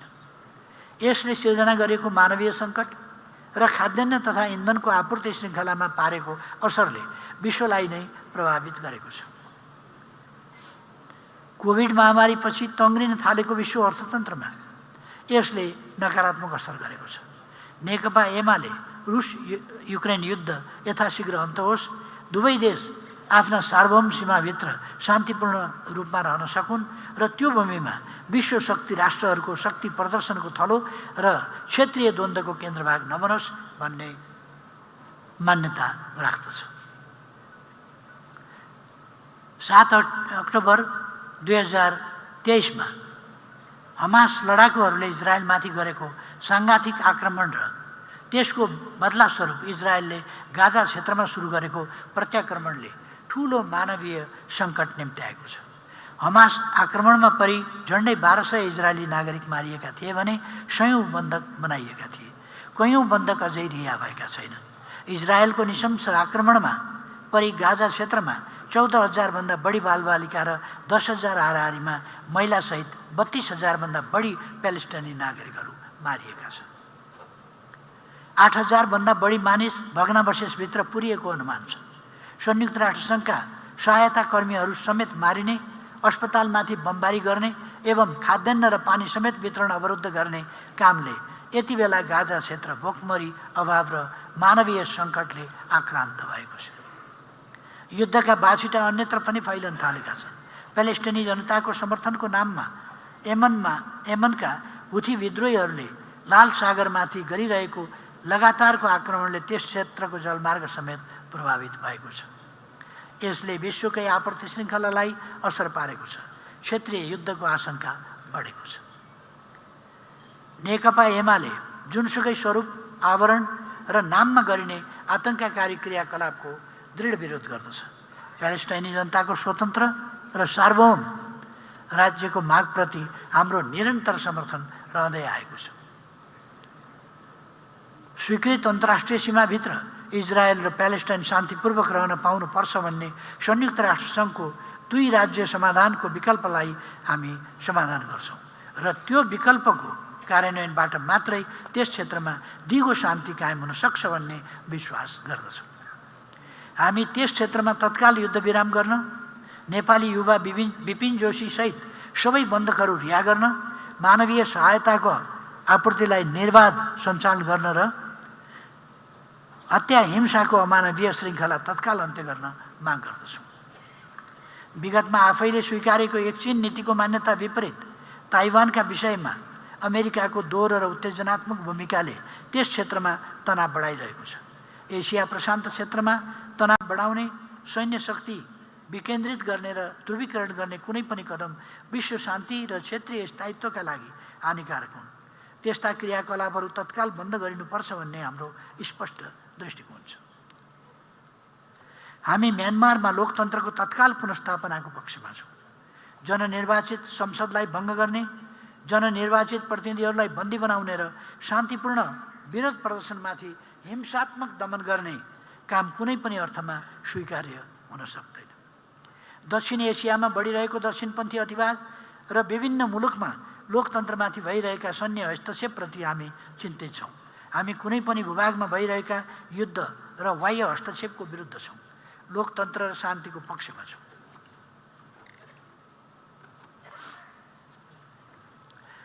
भारत र पाकिस्तान बीचको तनावका कारण दक्षिण एसियामा क्षेत्रीय सहकार्यका प्रयास अवरुद्ध भएका छन्। सार्क निष्प्रभावी र निष्क्रिय अवस्थामा पुगेको छ। बिमस्टेक कामकाजी बन्न सकेको छैन। गरिबी निवारण, जलवायु परिवर्तन र अन्तर्राज्य अपराध रोक्न आवश्यक पर्ने क्षेत्रीय सहकार्यको प्रभावप्रति हामी चिन्तित छौँ। क्षेत्रीय सहकार्यको अभावप्रति हामी चिन्तित छौँ। छिमेकी देशहरूको सार्वभौम सत्ता, संवेदनशीलता र सरकारलाई भारतले आवश्यक ध्यान दिन नसक्दा उसँग यस क्षेत्रका देशहरूको द्विपक्षीय र बहुपक्षीय साझेदारी अपेक्षित मात्रामा अगाडि बढ्न सकेको छैन। नेपालको भारतसँग रहेका सीमा, 1950 को सन्धि, व्यापार घाटा लगायतका विषयहरू अझै समाधान हुन बाँकी छ। बदलिदो भू राजनीति, भू अर्थनीति र शक्ति राष्ट्रहरूका प्रतिस्पर्धाका बीचमा नेपालको राष्ट्रिय स्वाधीनता, स्वाभिमान र राष्ट्रिय हितको रक्षा गर्ने अभिभारा थप जटिल बन्दै गएको छ। हामीले भू राजनीतिमा आएका यी बदलावहरूलाई संवेदनशील दृष्टिले हेर्दै राष्ट्रिय हितको रक्षाका लागि सजग भएर अगाडि बढ्नु पर्दछ।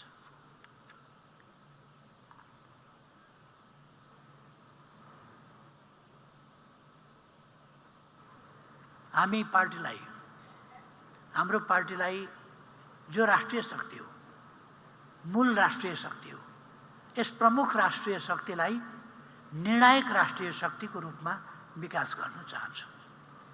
त्यो विकास कसरी गर्ने, त्यस सन्दर्भमा म केही कुराहरू यहाँ राख्न चाहन्छु। बलियो शक्तिको निर्माणले मात्रै मुलुकमा राजनीतिक स्थायित्वको ग्यारेन्टी गर्न सक्छ, राष्ट्रिय हित र स्वाभिमानको रक्षा गर्न सक्छ, समृद्धि र सुशासनको यात्रालाई निर्वाध अगाडि बढाउन सक्छ। यति बेला हामी त्यस्तै निर्णायक राष्ट्रिय शक्ति निर्माणको अभियानमा छौँ। राष्ट्रिय शक्ति हुनुको तात्पर्य आफ्नो राष्ट्रको हित, स्वाधीनता, सार्वभौम सत्ता र स्वाभिमानप्रति प्रतिबद्ध रहनु हो। आफ्ना आन्तरिक विषयहरूको फैसला आफ्नै स्वतन्त्र निर्णयका आधारमा गर्न सकिन्छ भन्ने आत्मविश्वास र निर्णय क्षमता हासिल गर्नु हो। राष्ट्रिय शक्ति हुनुको तात्पर्य सबै जात जाति, भाषा भाषी, संस्कृति, धर्म र भूगोलका जनताको प्रतिनिधि शक्तिका रूपमा स्थापित हुनु हो। सबैका भावनाको प्रतिनिधित्व गर्ने सामर्थ्य हासिल गर्नु हो। देशभित्रको कुनै खास भूगोल, भाषा, संस्कृति या जातिको मात्रै प्रतिनिधित्व या पैरवी गर्ने समूह राष्ट्रिय शक्तिको भूमिकामा स्थापित हुन सक्दैन। राष्ट्र भनेकै त्यहाँ बसोबास गर्ने, राष्ट्र भनेकै एउटा खास भूगोल, त्यहाँ बसोबास गर्ने एउटा साझा भावना र साझा सङ्कल्पमा आबद्ध जनताको समष्टि हो। राष्ट्रिय शक्ति तिनै जनताको सामूहिक शक्तिबाट आर्जन हुने ऊर्जा हो। राष्ट्रिय शक्ति हुनुको तात्पर्य मुलुकलाई स्वाधीन र आत्मनिर्भर अर्थतन्त्रबारे सुस्पष्ट सोच र त्यसलाई हासिल गर्ने क्षमता विकसित गर्नु हो। अर्थतन्त्रमा स्वाधीनता र सबलता बिना कुनै पनि राष्ट्रले आफ्नो सार्वभौम सत्ता र स्वतन्त्र निर्णय क्षमता विकास गर्न सक्दैन।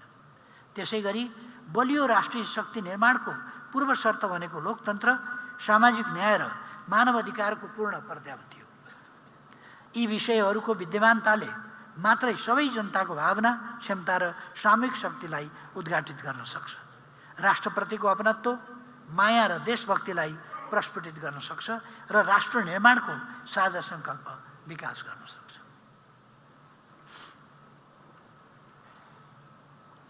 अधिकार खोसिएका, निरङ्कुश बन्धनमा बाँधिएका, न्याय र समानताबाट वञ्चित एवं विभेदमा पारिएका जनतामा राष्ट्र निर्माणको हुटहुटी जगाउन र त्यस अनुकूलको वातावरण निर्माण हुन सक्दैन। देशभक्ति, स्वाभिमान सबै जनताको प्रतिनिधित्व, आर्थिक आत्मनिर्भरता र लोकतन्त्र राष्ट्रिय शक्ति निर्माणका अविभाज्य अङ्गहरू हुन्।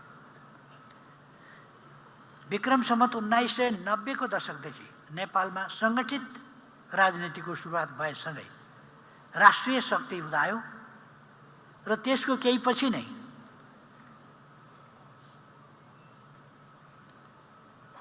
त्यस राष्ट्रिय शक्तिको निर्माण र त्यसको नेतृत्वमा समृद्ध एवं सबल राष्ट्र निर्माण गर्ने धारको प्रारम्भ भयो। अर्कातिर त्यसको केही पछि नै पराश्रय, परमुखापेक्षा र राष्ट्रिय आत्मसमर्पणवादी गरी मूल दुई धारको प्रतिस्पर्धाका बीचबाट आजको राजनीति, त्यस बेलादेखि अहिलेसम्म नै राजनीति यो दुई धारबाट अगाडि बढिरहेको छ। नेपाल कम्युनिस्ट पार्टीको जन्म नै जनतालाई अधिकार सम्पन्न बनाएर बलियो राष्ट्रिय शक्ति निर्माण गर्ने, आफ्नै बलबुतामा प्रजातन्त्र स्थापना गर्ने, आफ्ना मुद्दाहरूको फैसला आफै गर्ने, स्वतन्त्र विदेश नीति र स्वाधीन अर्थतन्त्र निर्माण गर्ने तथा समाजवाद स्थापना गर्दै न्याय, समानता र समृद्धिको जनचाहना पुरा गर्ने लक्ष्यका साथ भएको हो। 75 वर्षको गौरवशाली यात्रामा पार्टीले यिनै उद्देश्यका साथ आफूलाई समर्पित गरेको छ। लोकतन्त्र र जनताका अधिकार स्थापनाका निम्ति पार्टीले गरेको निरन्तरको बलिदानी सङ्घर्ष यसको दृष्टान्त हो। सरकारमा रहँदा होस् वा प्रतिपक्षमा सबै खाले जात जाति भाषाभाषी संस्कृति र भूगोलका जनताको एकतालाई प्रवर्धन गर्न, सामाजिक सद्भाव र राष्ट्रिय एकता सुदृढ गर्न तथा सबै खाले अतिवादको विरोधमा पार्टीको सम्झौताहीन सङ्घर्ष यसको उदाहरण हो। सामाजिक न्याय, लैङ्गिक समानता र समावेशिताका माध्यमबाट जनताको सामर्थ्य विकास गर्न पार्टीले अगुवाई गरेका तथ्यहरू आफैमा यसका प्रमाण हुन्। त्रुटिपूर्ण दिल्ली सम्झौताको आलोचना, भीमदत्त पन्त, रामप्रसाद राई, एकदेव आले र केआई सिंह लगायत देशभक्तहरूमाथि भएको दमनको प्रतिवाद, असमान सन्धि खारेजीको औपचारिक माग, नेपाली जनताले आफ्नो संविधान आफै बनाउन पाउने नेपाली जनताको सार्वभौम अधिकारको व्यावहारिक कार्यान्वयन र नाकाबन्दीको सामना यसका ताजा उदाहरणहरू हुन्। बाह्य सम्बन्ध सञ्चालनमा सार्वभौम समानता, पारस्परिक सम्मान र हित तथा न्यायको मान्यता निरूपण यसै सन्दर्भमा महत्त्वपूर्ण कोसेढुङ्गा हुन्। समृद्ध नेपाल, सुखी नेपालीको राष्ट्रिय आकाङ्क्षाको रेखाङ्कन र त्यसको कार्यान्वयनका लागि हामीले चालेका रूपान्तरणकारी कदमहरूले यिनै तथ्यहरूलाई पुष्टि गर्दछ।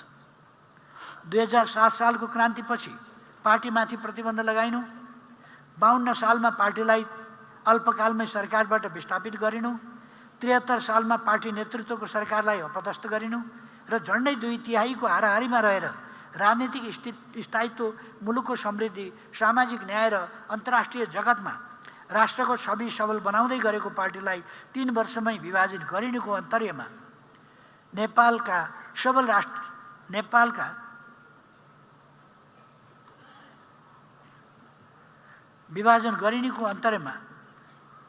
नेपालमा सबल राष्ट्रिय शक्तिको निर्माण र त्यसलाई निर्णायक बिन्दुमा पुग्न नदिने दुराशय नै थियो। यस्ता यावत दुराशय र षड्यन्त्रको सामना गर्दै पार्टीले आफूलाई निरन्तर सुदृढ बनाउँदै ल्याएको छ, तर अझै पनि निर्णायक तहमा विकास हुन सकेको छैन।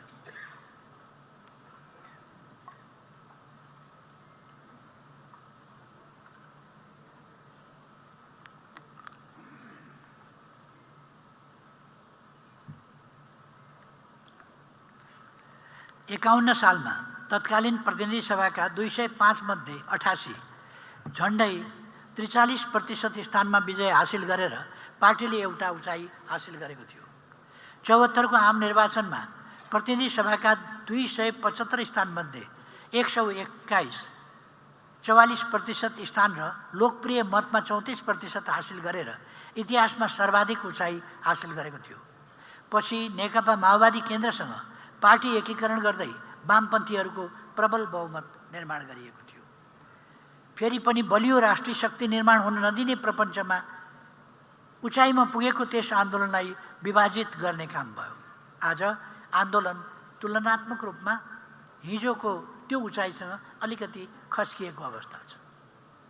आज यस अभियानलाई हामी नयाँ सिराबाट सुरु गर्दैछौँ। निर्णायक राष्ट्रिय शक्ति निर्माणको अनिवार्य पूर्वशर्त बलियो नेकपा एमालेको निर्माण हो। हाम्रो पार्टी बाहिर पनि राष्ट्रिय शक्तिका पक्षधरहरू छन्, तर तिनीहरू बलिया, प्रभावकारी वा अगुवाई गर्न सक्ने भूमिकामा छैनन्।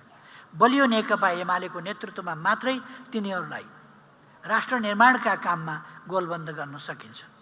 यसै उद्देश्यले हामी यस वर्षलाई सङ्गठन सुदृढीकरण र शुद्धिकरणको वर्षका रूपमा अगाडि बढाउँदैछौँ। शुद्धिकरण अभियानका लागि विशेष प्रस्ताव देहाय बमोजिम प्रस्तुत गरिएको छ। हाम्रो पार्टी निर्माण सम्बन्धी अवधारणा के हो, त्यसमा अलिकति म विचारहरू राख्न चाहन्छु। सामाजिक व्यवस्थापनका लागि मानव जातिले विकास गरेका सर्वाधिक महत्त्वपूर्ण कुरा हुन् राजनीति र राजनीतिक पार्टीहरू। राजनीति नै मूल विषय हो जसले समाजलाई निश्चित गन्तव्य निर्धारण गरेर त्यहाँ पुग्ने बाटो तय गरेर त्यसको उद्देश्यका लागि जनतालाई गोलबन्द गर्छ। राजनीतिले राज्य जन्माउँछ र त्यसले पार्टीहरू जन्माउँछ। राजनीतिक पार्टीहरूले नै राष्ट्रिय एकताको आधारभूमि निर्माण गर्दछ र राष्ट्रिय गन्तव्यको पनि निर्धारण गर्दछ। पार्टी निर्माणका दुई अवधारणा प्रचलनमा छन्, मास पार्टी र कार्यकर्ता अथवा क्याडर पार्टी। मास पार्टीमा तहगत कमिटी प्रणाली हुँदैन र नीतिगत तथा नेतृत्व निर्माणमा कमिटीको निर्णायक भूमिका पनि हुँदैन। एक किसिमले भन्ने हो भने त्यहाँ भिडले तत्कालका लागि नीति र नेतृत्व तय गर्छ। कार्यकर्ता पार्टीमा सचेत र क्रियाशील सदस्यले नीति र नेतृत्व निर्माण गर्छन्। तहगत कमिटी प्रणाली संस्थागत निर्णय, सामूहिक नेतृत्व र व्यक्तिगत जिम्मेवारीका आधारमा पार्टी निर्माण र परिचालन गरिन्छ। मास पार्टीको अवधारणा यथास्थिति र तात्कालिक चासोमा मात्र सीमित रहने पार्टीहरूले अपनाएका छन्। यथास्थितिलाई सचेत क्याडर पार्टी चाहिँदैन। यथास्थितिमा रहनका लागि सबल, सक्षम, सही नेतृत्व चाहिँदैन, भिजन चाहिँदैन यथास्थितिका लागि। त्यसकारण उनीहरू यथास्थिति र तात्कालिक चासोमा मात्रै सीमित रहने गर्दछन्। जे छ त्यसैमा वा त्यसमाथि सामान्य सुधारमा सन्तुष्ट हुने हुनाले यो सामान्य सुधार चाहिँ उनीहरू किन गर्छन् भने जनतामा असन्तुष्टि नभड्कियोस् भन्नका लागि मात्रै, जन असन्तुष्टि रोक्नका लागि मात्रै उनीहरूले सामान्य सुधार पनि गर्ने हो यथास्थितिमा। त्यस्तो पार्टीका लागि सचेत, सङ्गठित र सक्रिय कार्यकर्ताको आवश्यकता पर्दैन। तर कम्युनिस्ट पार्टी संस्थागत निर्णयमा आधारित नीति र सचेत नेतृत्वका आधारमा निर्माण हुन्छ। त्यो किनभने यसले एउटा महान गन्तव्य र त्यसमा पुग्ने महान अभिभारा बोकेको हुन्छ। प्रगति र क्रान्तिकारी रूपान्तरणप्रति प्रतिबद्ध, सचेत, सङ्गठित र सक्रिय नेता कार्यकर्ताको बलमा सञ्चालित हुने भएकाले कम्युनिस्ट पार्टीलाई क्याडर पार्टी भन्ने गरिएको हो। त्यसो त क्याडर पनि जनताकै एउटा हिस्सा हो। जनताको राजनीतिक रूपमा सचेत, सङ्गठित र क्रियाशील हिस्सा हो। प्रतिबन्धित अवस्थामा काम गरेका, क्रान्तिका लागि गैर संवैधानिक बाटो अवलम्बन गरेका र क्रान्ति सम्पन्न भएपछि बनेको संविधानमै कम्युनिस्ट पार्टीको नेतृत्व अनिवार्य हुने प्रावधान राखी आम रूपमा एकदलीय या बहुदलीय सहयोगात्मक प्रणाली अपनाइरहेका कम्युनिस्ट पार्टीका अनुभव एक खालका छन्। आम रूपमा प्रतिपक्षीय भूमिकामा रहेर आन्दोलन गरिरहेका कतिपय पार्टीका अनुभव फरक खालका छन्। हामी क्रान्ति र समाजवाद निर्माणको मात्रै होइन, पार्टी निर्माणको पनि मौलिक ढाँचा र मान्यता विकास गर्दै अघि बढिरहेका छौँ। बहुदलीय प्रतिस्पर्धा, शान्तिपूर्ण बाटो र संवैधानिक माध्यमबाट समाजवादको आधार निर्माण गर्ने मौलिक कार्यदिशासहित पार्टी निर्माणको अभियानमा हामी छौँ। यसैले पार्टी निर्माणका कतिपय अन्तर्राष्ट्रिय अनुभव हाम्रो सन्दर्भमा सान्दर्भिक देखिँदैन। हामी तिनीहरूबाट शिक्षा लिन सक्छौँ, तर नकल गर्न सक्दैनौँ अथवा त्यसमाथि भर पर्न सक्दैनौँ। आफ्नो मौलिकतामा सृजनात्मक ढङ्गले अगाडि बढ्नुपर्छ। 5औं राष्ट्रिय महाधिवेशन पूर्व हामीले पनि आफ्नो पार्टीलाई कार्यकर्ता पार्टी भन्दै आएका थियौँ। 5औं राष्ट्रिय महाधिवेशनपछि जननेता मदन भण्डारीको अगुवाईमा हामीले कार्यकर्ता पार्टीको अवधारणालाई जनआधारित कार्यकर्ता पार्टीमा विकसित गरेका छौँ। यसको मूल मर्म हो, कार्यकर्ता पार्टी पनि जनतामा आधारित हुनुपर्छ।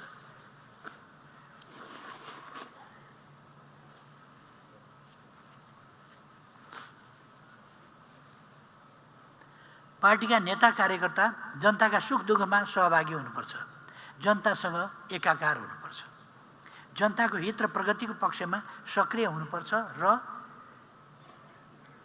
जनताबाट आवधिक रूपमा अनुमोदित हुनुपर्छ।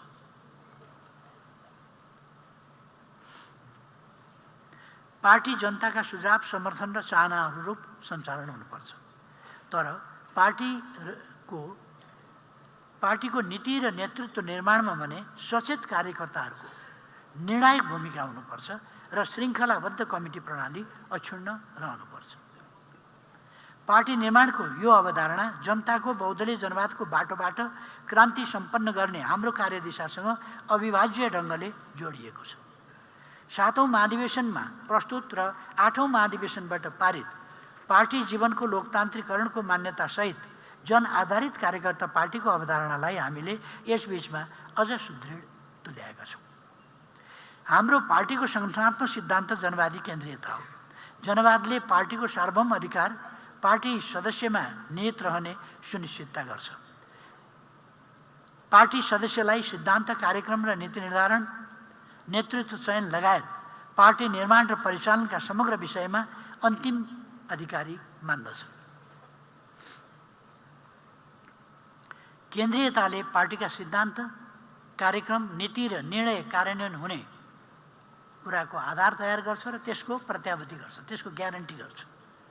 पार्टीलाई संस्थागत निर्णयका आधारमा अनुशासित तवरले परिचालित हुन निर्देशित गर्दछ। हामी जनवादी केन्द्रीयताको सङ्गठनात्मक सिद्धान्तको मार्गदर्शनमा अन्तर्पार्टी लोकतन्त्रको उत्कृष्ट अभ्यास गर्दै अनुशासित एवं गतिशील पार्टी निर्माण गर्न चाहन्छौँ। निरन्तर जनताको निगरानीमा रहने र प्रतिस्पर्धाद्वारा श्रेष्ठता हासिल गरेका नेता, कार्यकर्ता र सदस्यहरूको पार्टी बनाउन चाहन्छौँ। सामाजिक आर्थिक रूपान्तरणको नेतृत्व गर्ने, समाजवादको आधार तयार गर्ने र समृद्ध नेपाल, सुखी नेपालीको राष्ट्रिय आकाङ्क्षा साकार तुल्याउने जनआधारित कार्यकर्ता पार्टी निर्माण गर्न चाहन्छौँ। यसो गरिरहँदा हामीले केही समस्याहरूको सामना गरिरहेका छौँ, जसलाई यस बैठकमा बृहत छलफल गरेर निष्कर्षमा पुग्नुपर्नेछ। यहाँ मैले छलफलका लागि मुख्यतया 6 वटा विषय प्रस्तुत गर्न चाहन्छु, जसमा कमरेडहरूको सघन छलफल र गहन निष्कर्षको अपेक्षा गरेको छु।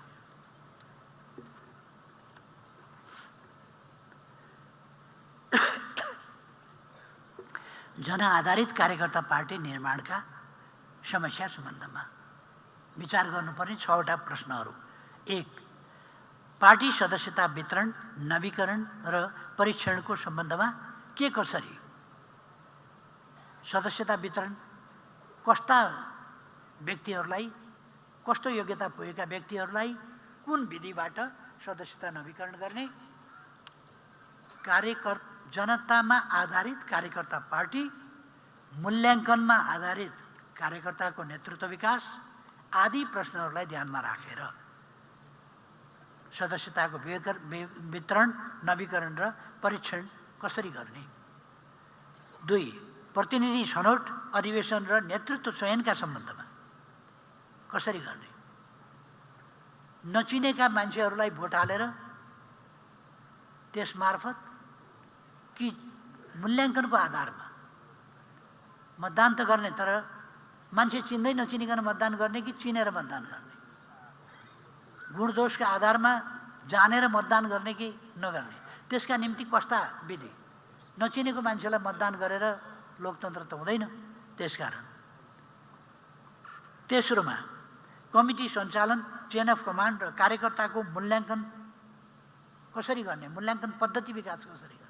त्यो सब्जेक्टिभ हुनु हुँदैन।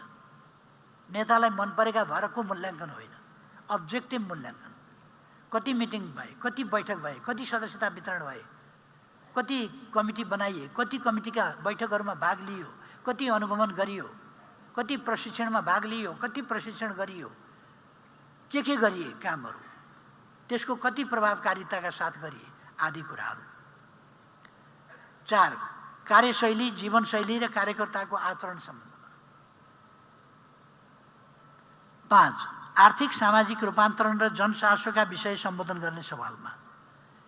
यस सम्बन्धमा मैले भन्दै आएको छु। अब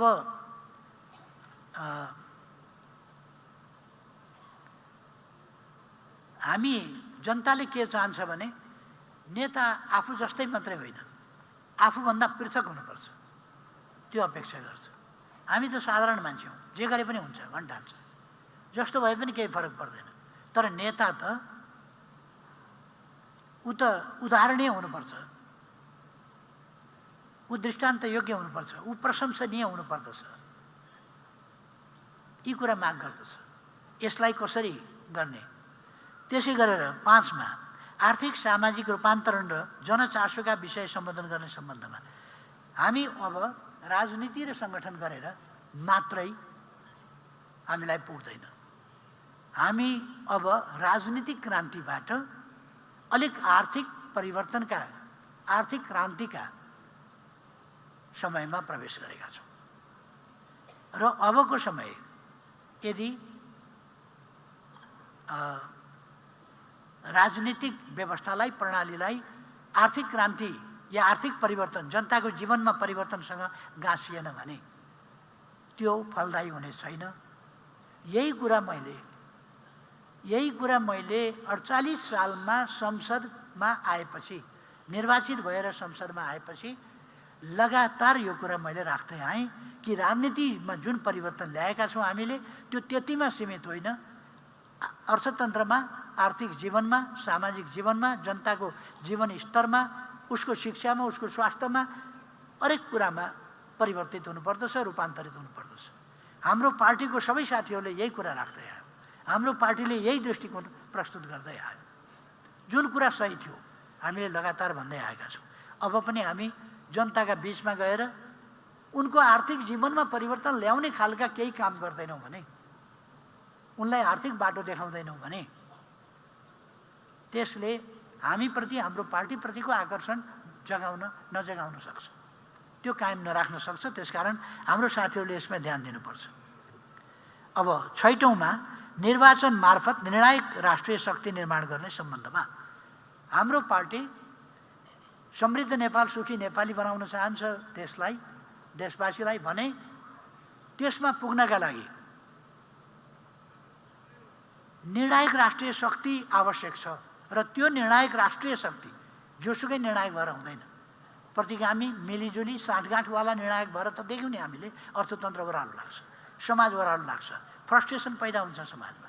त्यसकारण हामीले यसलाई राष्ट्रिय शक्ति निर्णायक तवरमा पुर्याउनु पर्छ। अथवा हाम्रो पार्टी साधारणतया पनि बहुमतमा पुगेन, तिनै तहका सरकारहरूमा बहुमतमा पुगेन, सर्वत्र छाएन भने हामी राष्ट्रिय शक्ति निर्माण हुन सक्दैनौँ। र राष्ट्रिय शक्ति भएनौँ भने जहाँनेरि भएन हो त्यहीँनेरि खाल्टो पर्छ। त्यसकारण समग्र राष्ट्र विकासको गतिलाई एक रूपताका साथ, एक नासले, एक तालमा अगाडि बढाउन सक्दैनौँ।